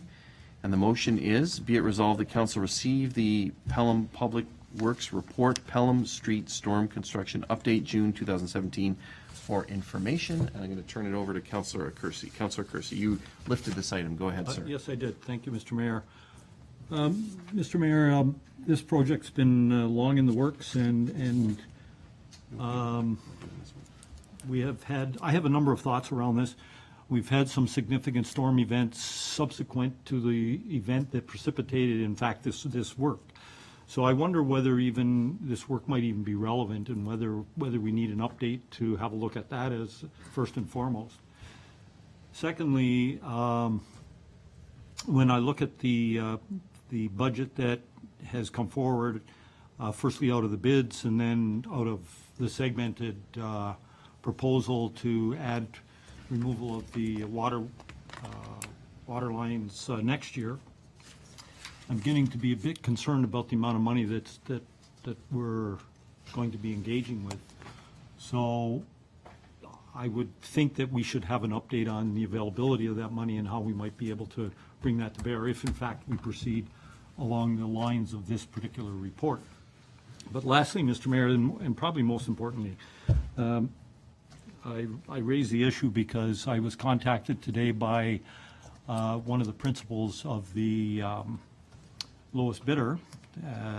They happen to be a constituent of Pelham, expressing some concerns and requesting a second meeting with staff to share their concerns and to try and clarify their position with respect to their tender and why they feel that they're appropriate for the tender. So what I would like to propose, Mr. Mayor, to council is that we amend the motion by providing direction to staff that they engage with the lowest bidder again to have a discussion regarding their concerns, that a subsequent report would be brought with respect to the results of those discussions, that the treasurer, together with their director of public works, would bring a report advising how this project is to be funded, if in fact it is deferred over until 2018, given the proposed increases. And lastly, well, I guess thirdly, that if in fact these upgrades are now still required, given that some remedial work was done subsequent to the flooding events, and it seems to have alleviated that, given that we've had some significant events since that time and not been advised of any flooding. And lastly, if this project can be phased into more phases such that it would make it more feasible from a financial standpoint. So I know it's a long direction, Mr. Mayor, but I think that information is necessary for us to make decisions going forward on this project. Okay, thank you very much. So we're looking for a seconder for that, but it is that the report be referred back to staff to meet with the lowest bidder again and to report on those discussions, report on how this work is to be funded in 2018, and you made allusion to the fact that there are some budget increases as a result of changes in the work and timing, the status of the need for the works, and then also whether the works can be further phased. Correct. Okay? Thank you. Is there a seconder for that? Councillor Ribbiak? Any further discussion on that item? Councillor Durley? Through you, Mr. Mayor, I agree with much of what was said, but I think we're starting a slippery slope if we start talking to somebody the staff has already talked to again, because if we do it this time, then everybody who's not successful in a bid is going to want to be able to, have a second shot at things, and I really don't think that that's within our protocol and our policy. So I do have some big concerns there, and that really concerns me. I don't think I could support that part of the motion. However, all of the other information that has been asked for in the direction certainly would be valuable in making decisions, but we have to trust staff to award the tender based on the criteria that is used for that, and I think they're doing a great job in doing that, and I don't really think that we should step into that. Thank you. Okay, thank you very much. Others? Councillor Ribbiak? Thank you, Mr. Mayor. I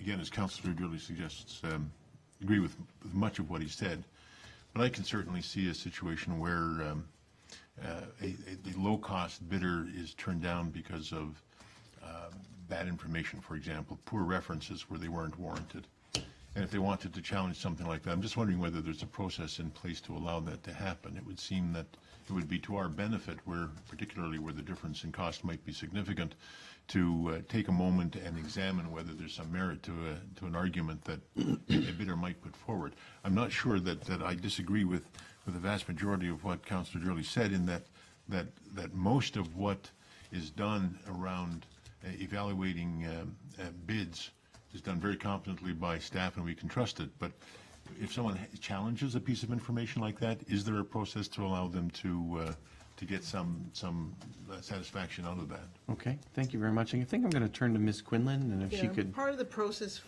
through you, Mr. Mayor, part of the process of procurement is the conversation with the vendor.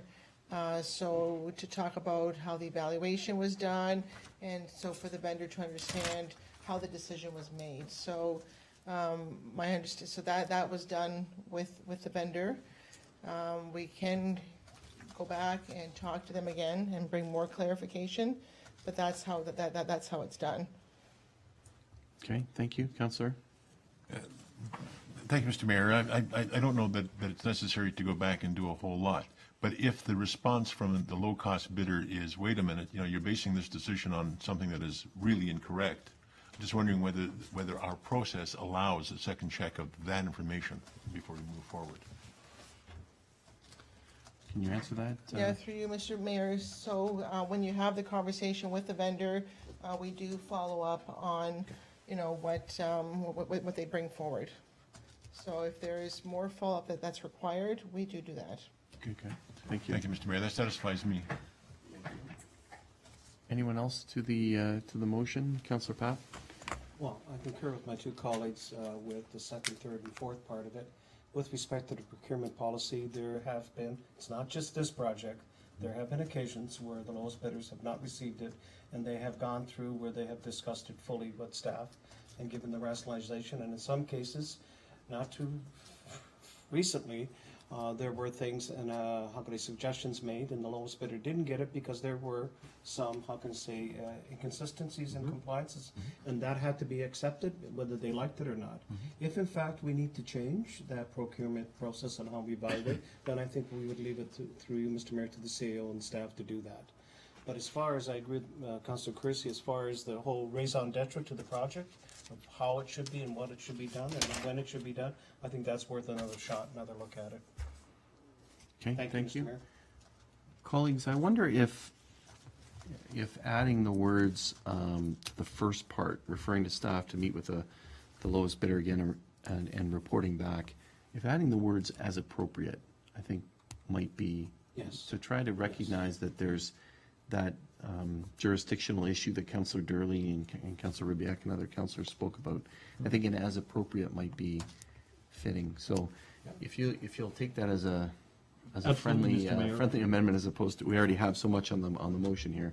Absolutely, Mr. Mayor. I didn't put it forward in any way to blackline our staff. I appreciate everything our staff does. But when a concern was raised, I thought it might be worth a second look if there's new information to come forward that might help the town. That's the gist of the motion. So it would be it's the report back that staff engage with Laura Dennis again to have discussions on their concerns, and the report back is appropriate. Okay? And then the second part is a report on how it can be funded in 2018. The third part is the status of the need for the works. And the fourth part is whether there's more phases that can be accomplished on the plan. Okay? So any further discussion on this, Councillor Kersey? Well, Mr. Mayor, I would hate to see the entire motion be defeated on the strength of the first point. So I don't know whether the rest of council feels it'd be appropriate to divide the motion at that point. Okay, I think it can be divided. The clerk is saying if council wants, it can be divided. So, does council want it to be divided? We can certainly do that. Is there a request? It's a simple request to do that, Councilor. Yeah, I Kennedy? have requested Okay. to divide the second look shot from the rest. The rest of it is very good and very rational, but I still have a problem with the second look thing. Okay. So let's call the question, obviously the motion is to receive, and the second is to refer to staff to meet with the lowest bidder and report back as appropriate. So we're going to vote on that. Call the question. All those in favor? Any opposed? Sorry, Mr. Mayor, I missed that. Can you? Okay. What we're voting on again, please? Sorry, I apologize if I wasn't clear. Let's do it this way. I'll be very clear. The motion is to receive, so let's receive the report. Let's call the question on that. Motion to receive. All those in favor? Okay. Any opposed? That motion carries. Now the motion to refer back to staff to meet with the lowest bidder again and report back to council as appropriate. Okay? We're going to call the question on that.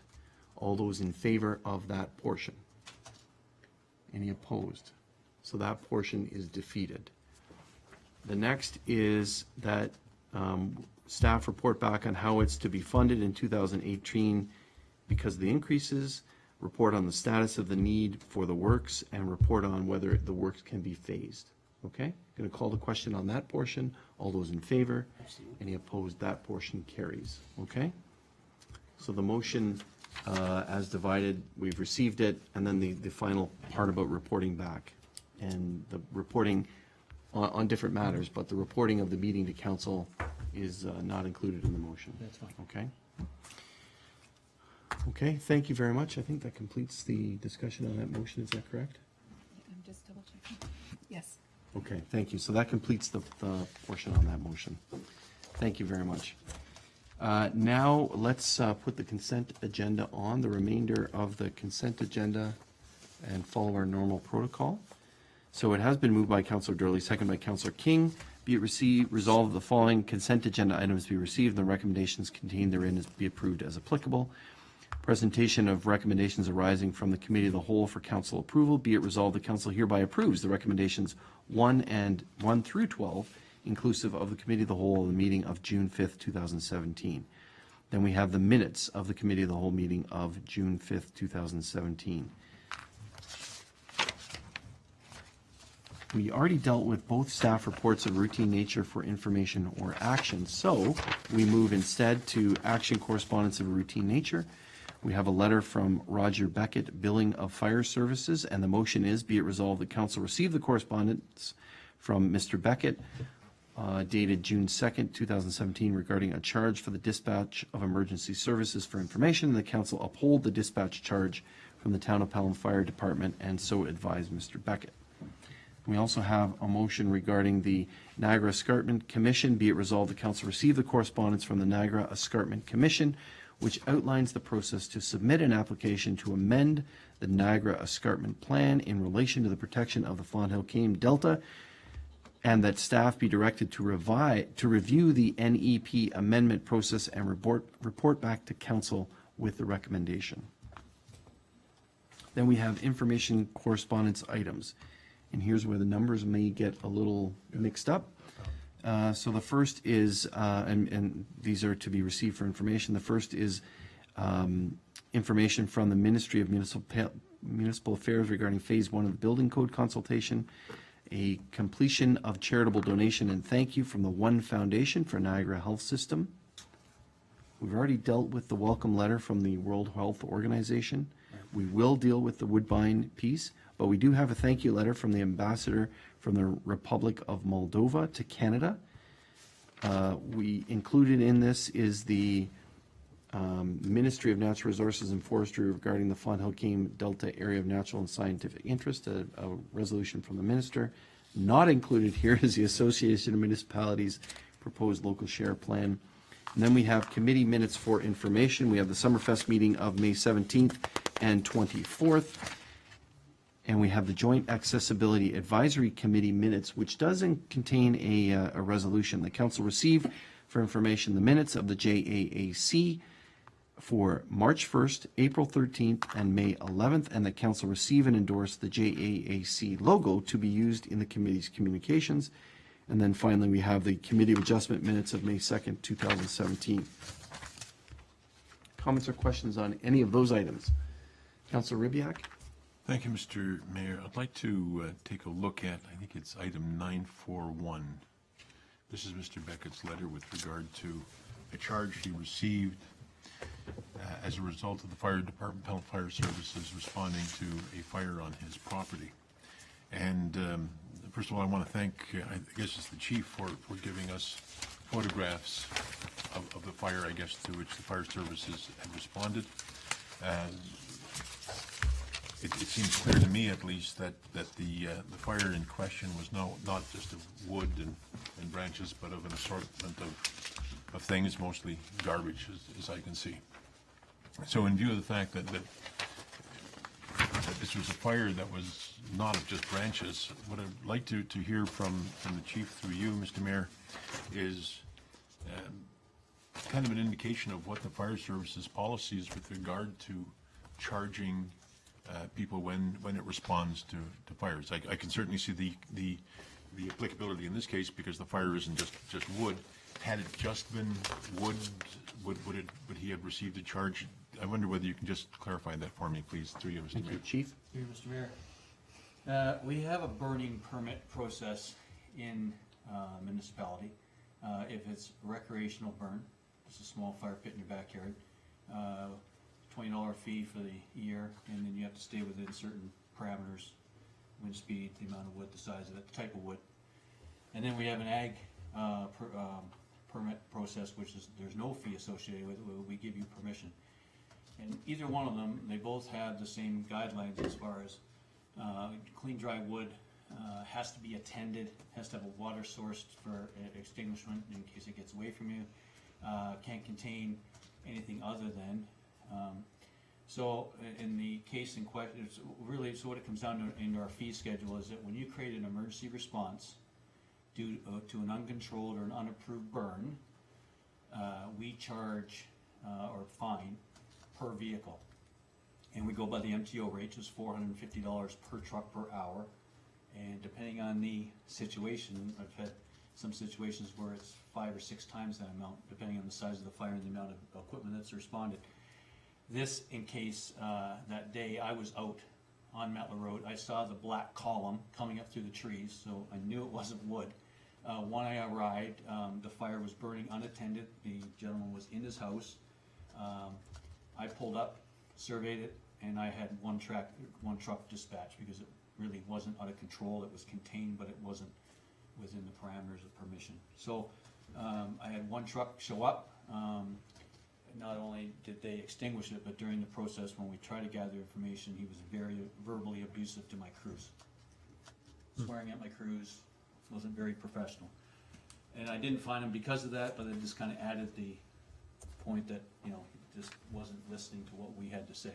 So as you can see through the pictures, and I have quite a few other pictures, but those are the kind of 3 that he had paint cans, aerosol cans, plastics, cardboard. It was garbage. He was burning garbage. Okay, thank you. Thank you, Mr. Mayor. So what I'm hearing is that had this been a clean fire, i.e. we're talking about wood, clean wood, on agricultural property, and tended, likely there wouldn't have been a charge, perhaps there wouldn't even have been a response. Chief? So if it's an agricultural burn, this wasn't an agricultural burn, this is a person's personal property, and so he had a fire pit. So he would have been required to have a permit. If we show up and you don't have a permit and you are having a decent fire and it's all within the parameters, we'll give you a warning. We won't fine you. Just ask you to come and get a permit. If you refuse to get the permit and we come back a second time, then we'll fine you. So we'll work with you to a point, but this is outside. Thank you. Thank you, Mr. Mayor. That satisfies me. Thank you. Great, thank you. Any others to that matter? Any others to any other matters under the consent agenda? Councillor Papp? Just 30 seconds to congratulate my colleagues in this council for the letter from the One Health Foundation. We completed our pledge of 100,000 to the mammograph unit. That was significant. Some of you were here, some may not, but you should be noted that that is something that I know we had a lot of debate about it, but I want to thank all of you, I know my former colleagues, for supporting the acquisition of that particular piece of equipment.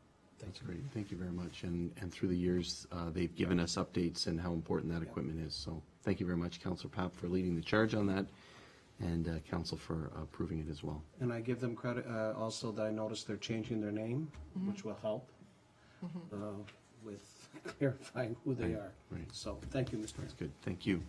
Any others? The only other item I'd like to just quickly raise, and this is regarding the Fawn Hill Keem. There's two items in this correspondence, one for action and one for receipt regarding this. And we're sending it to staff with the suggestion from the Escarpment Commission. And I just want to give a quick update. I did speak to Councillor Beatty about this today. He relayed what happened last Thursday at the NEC meeting. He is a member of the Niagara Escarpment Commission. And I understand that they're going to be getting a further report. He was quite upset on our behalf, and we are grateful for that, because the commission, in his estimation, did not answer the response that we gave in terms of the criteria for this particular area. So I understand that there will be a further follow-up item of correspondence regarding. There are 7 or 6 criteria, and they said we had 1. We suspect they had 4, but they never actually responded to that. The response in the letter that's outlined here is simply, well, it doesn't matter anymore because we didn't expand any areas. But Councillor Beatty is of the opinion that by not answering that, it sort of gives somebody an opportunity to say, well, look, you tried a bunch of times and it doesn't warrant it. So he wants to be clear that it does, that they look at it and see whether it is warranted or not. And the final is that I think this item is going to Regional Planning Committee this week as well. And so I guess what I'm asking is for Council's consideration on this. When Ms. Weens puts a report together, no doubt she'll talk to Regional Planning individuals, but also Councillor Beatty as well, and bring that perspective from the Commission. So I wanted to inform Council that that is occurring, and we'll continue to work on this particular file. I'm going to call the question then on those items. All those in favor? Any opposed? That motion is carried. Thank you. Councillor Durley, you've been very patient. You lifted an item here regarding the Woodbine Entertainment Staff Policy. The motion is to receive it, and do you have a different motion, sir? Yes, thank you, Mr. Mayor. Oh, I'm sorry. I have it here. Yeah, okay. Do you want me to read it out? Go ahead. I apologize.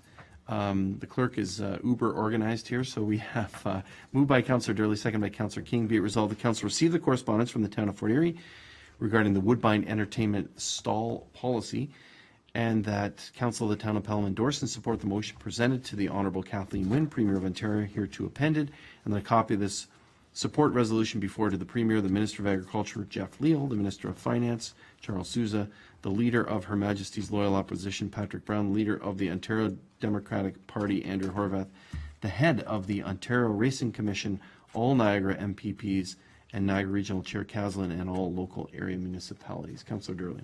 Thank you, Mr. Mayor. This is a very touchy situation because, in fact, the horse racing in the province of Ontario is regulated by the Ontario Racing Commission, which is an agency of the provincial government, and it receives provincial funding. And the Woodbine Entertainment Group, which is strictly a Toronto-based track, is trying to make a policy where if you stable your horse at Woodbine, you can only have one race outside of Woodbine, and I'm sure that is to the Prince of Wales Stakes that comes to Fort Erie.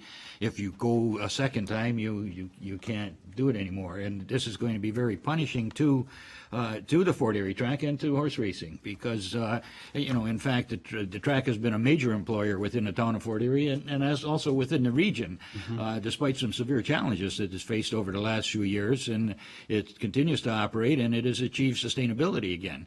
The Woodbine policy, as I mentioned, is just too punishing for the industry, for horse owners, for horse breeders, for anybody at either track, and it's not good for racing. But the keeping Fort Erie viable is good for the host community, good for the local economy, and there's a lot of spin-offs from the racetrack and the food and the feeding the horses and food and concessions and all this good stuff, and there's a lot of jobs there. So I think that we need to stop a private enterprise like Woodbine Entertainment from trying to kill racing at Fort Erie, and that's where I'm coming from. So I fully support and endorse this, and ask my colleagues to consider, my comments and support me on this. Thank you. Thank you, Councillor Durley. Others?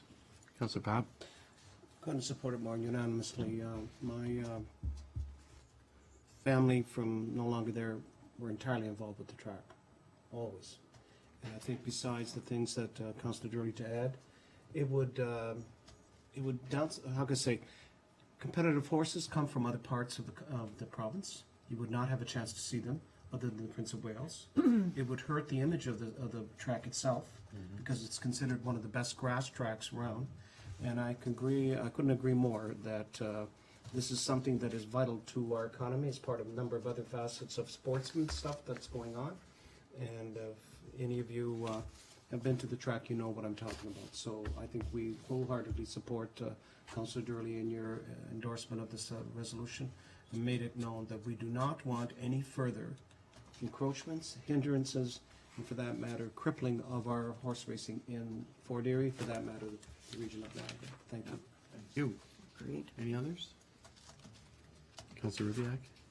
Thank you, Mr. Mayor. I was going to lift this one as well, and to make a motion that this be endorsed, but for all the reasons that Councillor Durley has suggested, but perhaps for one more.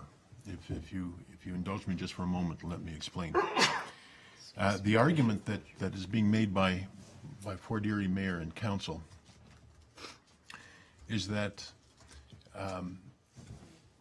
somehow Woodbine's prospects are going to be enhanced a little bit if they can go ahead with what they're doing, whereas the impact in Fort Erie would be great, and probably the impact to the province generally would be greater in terms of the loss in Fort Erie than whatever the gain would be in Woodbine.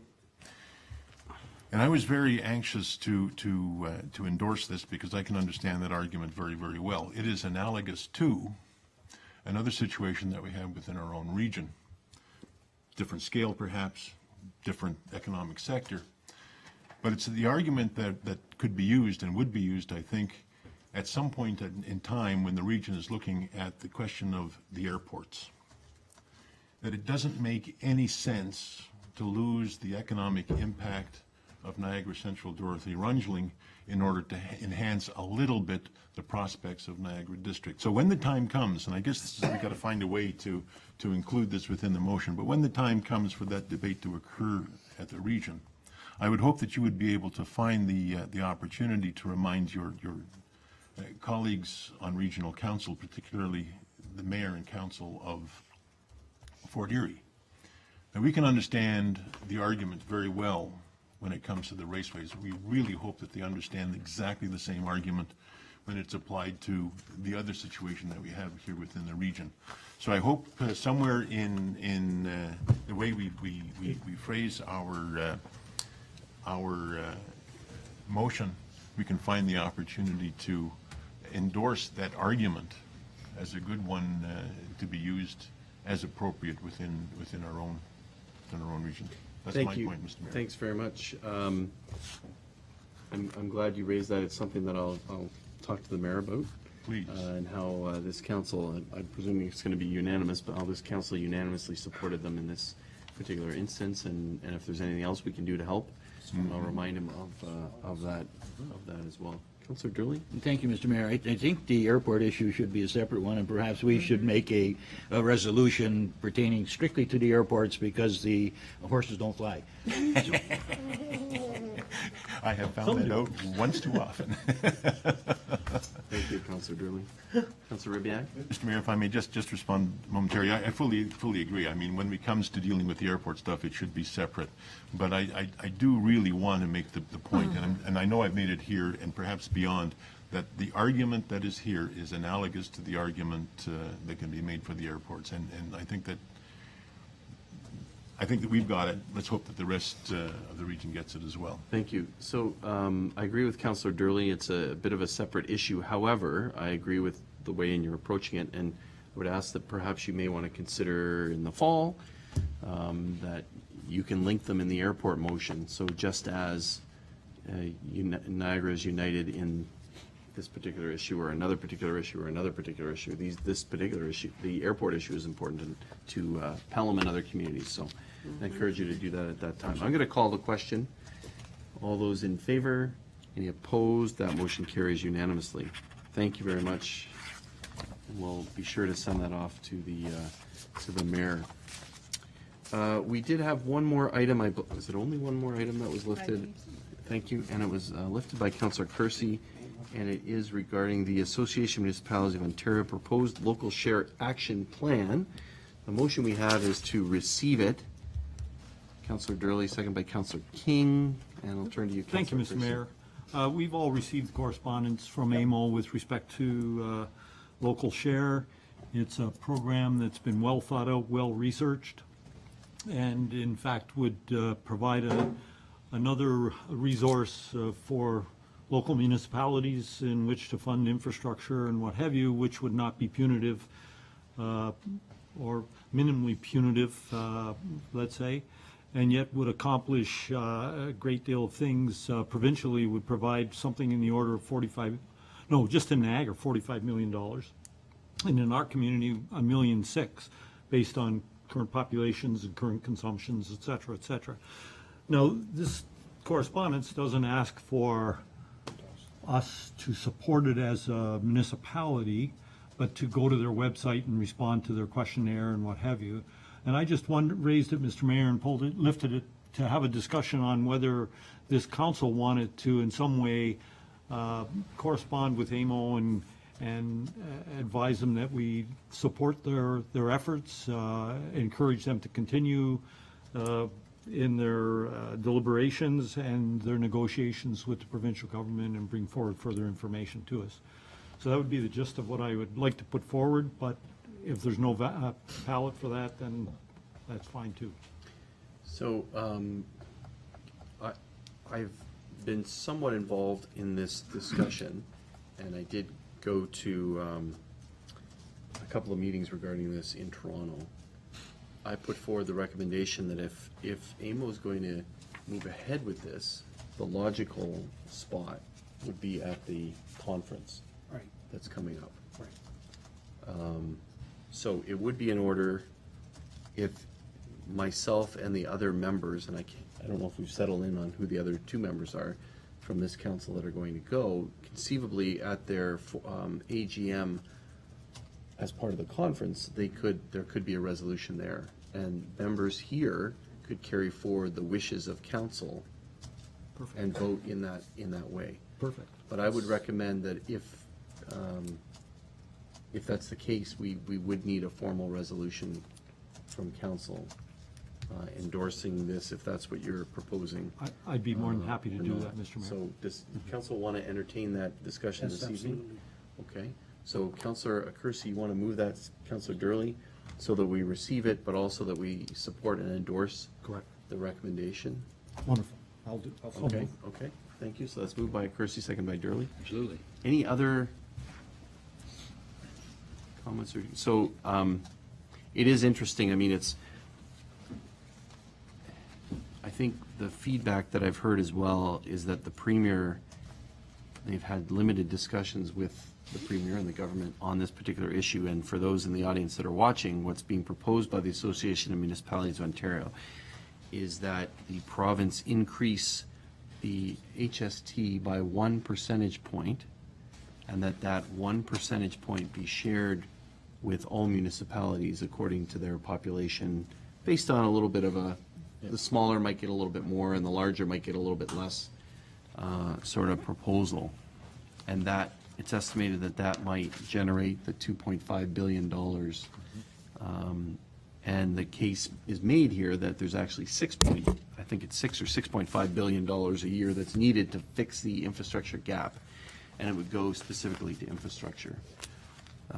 During the meetings, I've made the case to say that really, if the province is going to do this, that it should be focused on not just any roads and bridges and transit, but perhaps those that create wealth, that improve the community. So there might be some criteria tied to it, as opposed to sprawl infrastructure. So anyways, are there other colleagues that want to speak to the motion? Anything further? Okay, so the motion is to receive and the council support and endorse and I don't know if the word is encourage, but ask delegates from Pelham, the AMO conference, to put that resolution forward. Okay? So I'm going to call the question. All those in favor? Any opposed? That motion carries. Okay, thank you very much. Carries.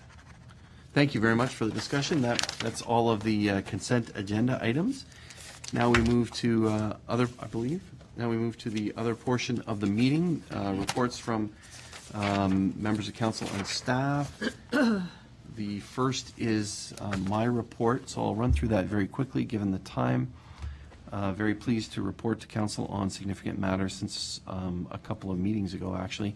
Very, very pleased to attend, along with Councillor Durley and Mr. Van Zom, the annual general meeting of the Pelham Minor Hockey Association. That was on the 16th of May, and thank them for their amazing $100,000 pledge to the Pelham Community Center. And this is in naming that plaza area in the front of the community center in one of the most prominent areas. So congratulations and thank you very much to the Pelham Minor Hockey Association, who've been collecting funds over the last number of years in order to help fund this. And Councillor Durley spoke about that and the long history that the PMHA has in our community and the importance of that. So thank you very much.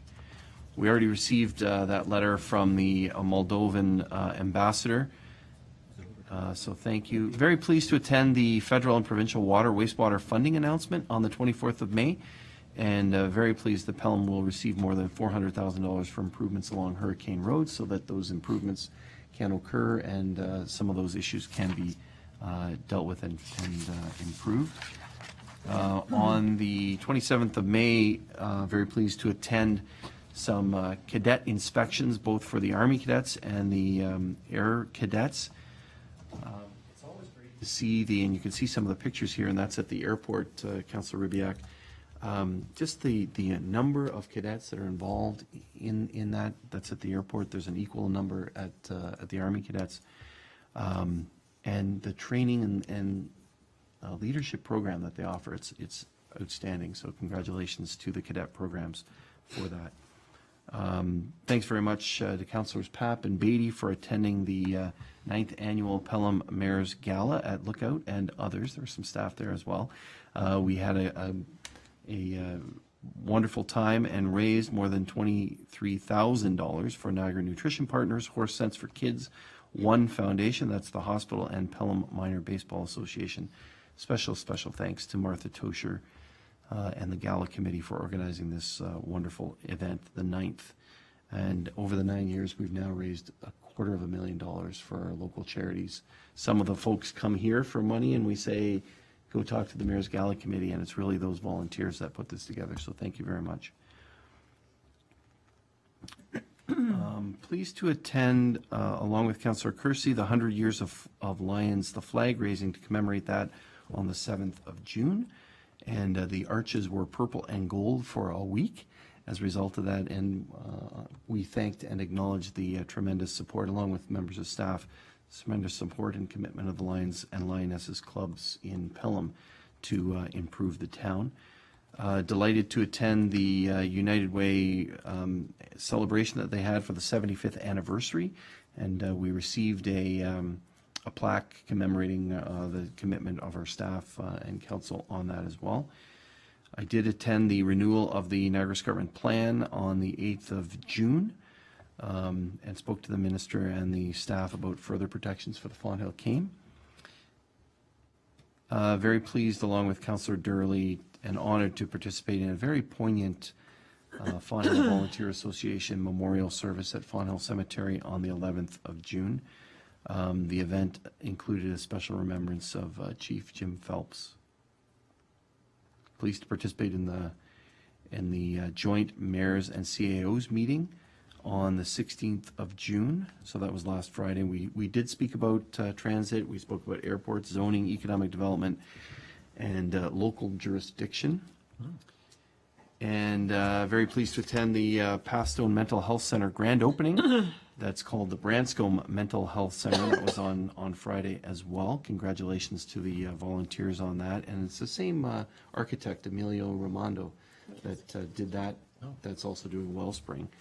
And a couple of strawberry festivals. The one that DeVries Farms held on the 18th, and it was a fundraiser to support local victim of Lyme disease. And they had an update on the Seahagel, Jed Seahagel, who they raised money for last year, who's doing very, very well. That's the young lad that was in the lawnmower accident. Yeah. But he's doing very, very well. So it was great to see that. And then also the annual Strawberry Festival held at the Chief Jim Phelps Fire Station on Saturday as well. Huge crowd and great community event. So kudos to the fire service for putting that together.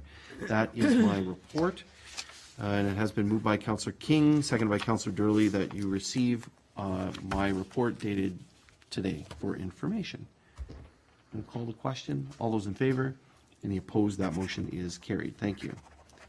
Councillor King, you have a report as well? Thank you, Mr. Mayor. Actually, I will just elaborate on the comment that you made in your report. The first of the 4 Pelham Slow Rolls was a wonderful bicycle ride for 35 plus people that attended. I think there were 38 that participated in that first slow roll last Tuesday, the mayor being one of them. The feedback was very positive. And the next ride in Fenwick will be a very much anticipated event. The fabulous Fenwick ride, as it's being called, will be a loop ride of 8 to 12 kilometers in length with stops of interest along the way. And as the mayor has reported in his report, it is on Tuesday, July the 25th. That will be the second of 4 slow rolls that will be held from now until September. And that concludes my report. That's great. Thank you, very Mr. much, Mayor. Councillor King. I won't be able to be there for that one, but so perhaps you can take up the charge and get on a bicycle for this particular one. I was volunteering my time and my bike was buried. But however, I would challenge the rest of my teammates around the table to come on the ride. So I'll see you all there. Dust off your bikes. All right. Thank you very much. Can we receive motion to receive Councillor King's report, moved by Councillor Durley, seconded by Councillor Ribbiak. All those in favor? Any opposed? Motion carried. I think embedded in that report is that all of council will be involved in that ride as well, so we look forward to that. Just kidding. Now we move to, it's been moved by Councillor Ribbiak, seconded by Councillor Durley, be resolved that council, this is staff reports requiring action, the council designate the Pelham Indie Music Festival to be held on Saturday, August 12th, 2017, from 3 p.m. to 11 p.m. in Peace Park as a municipally significant event, and that the clerk be authorized to make application for a special occasion permit for the Pelham Indie Music Festival. Questions or comments? Councillor Percy. Thank you, Mr. Mayor. Kudos to staff for yet again rising to the occasion and bringing more culture to our community. This is a segment of the music industry that is often forgotten. These are the not only the new budding musicians who write their own music, but musicians who have toiled in the field for years and years writing their own music and trying to get airplay and get concert venues and what have you. And very little around this this type of music has been done in Niagara. And so staff hit upon this idea of why don't we highlight Pelham once again and feature indie music. So there is a call out right at the present moment across Niagara looking for Niagara musicians who are indie artists. Independent is the broader word, where they write their own music. They'll come and perform for some remuneration, not a great deal. But I'm very excited about it. I think it's an excellent venue. Things like Summerfest, you really can't feature indie music because people want to go there and dance and hum and sing the songs that they've known and grown up with. So you really can't bring in indie artists other than for them to drop in the odd tune. I can tell council that we have signed a significant artist for the closing act. His name is Spencer Burton, well known in the Niagara area and beyond. And we're very excited to have managed to secure him, and he'll be closing the festival out from 9 until 11. So. That's great. Thank you, Councillor Mr. Curcio. Mayor. And thanks for being involved in this one as well. Any other comments or questions? We look forward to this event on the 12th of August. I'm going to call the question. All those in favor? Any opposed? That motion is carried. Thank you. Another way to bring the community together. So wonderful. Thank you very much. Now we move to, and we should thank the region for some funding on that as well. Thank you. Now we move to presentation consideration of bylaws. Be it resolved that Council of the Town of Pelham, having given due consideration to the following bylaw, do not read a first, second, third time and pass the same, and the mayor clerk being hereby authorized to sign and seal the bylaw. Bylaw 3895, 2017, being a bylaw to declare town-owned lands described in Schedule A as surplus to the needs of the municipality and therefore available for disposition. This is Camborough Road, and it's the bulk water, part of the bulk water station. That has been moved by Councillor King, second by Councillor Durley.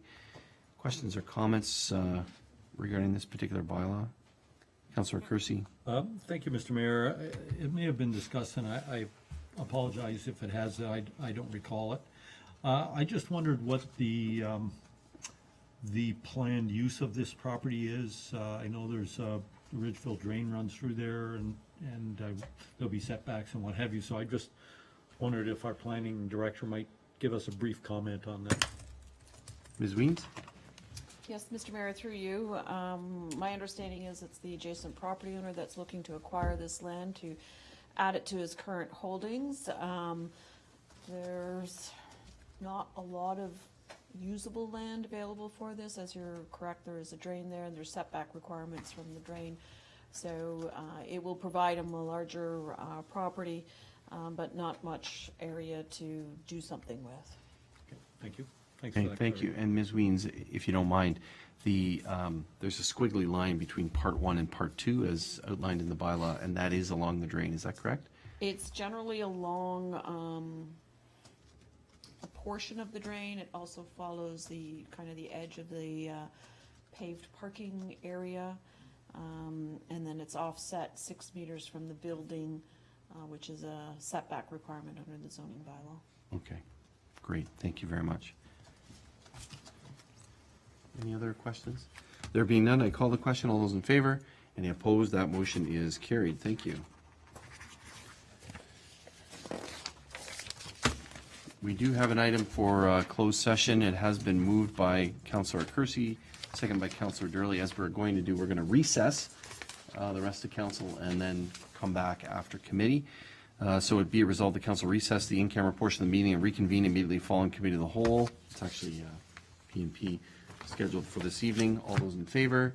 Any opposed? That motion carries. Let's take a 5-minute recess. Thank you.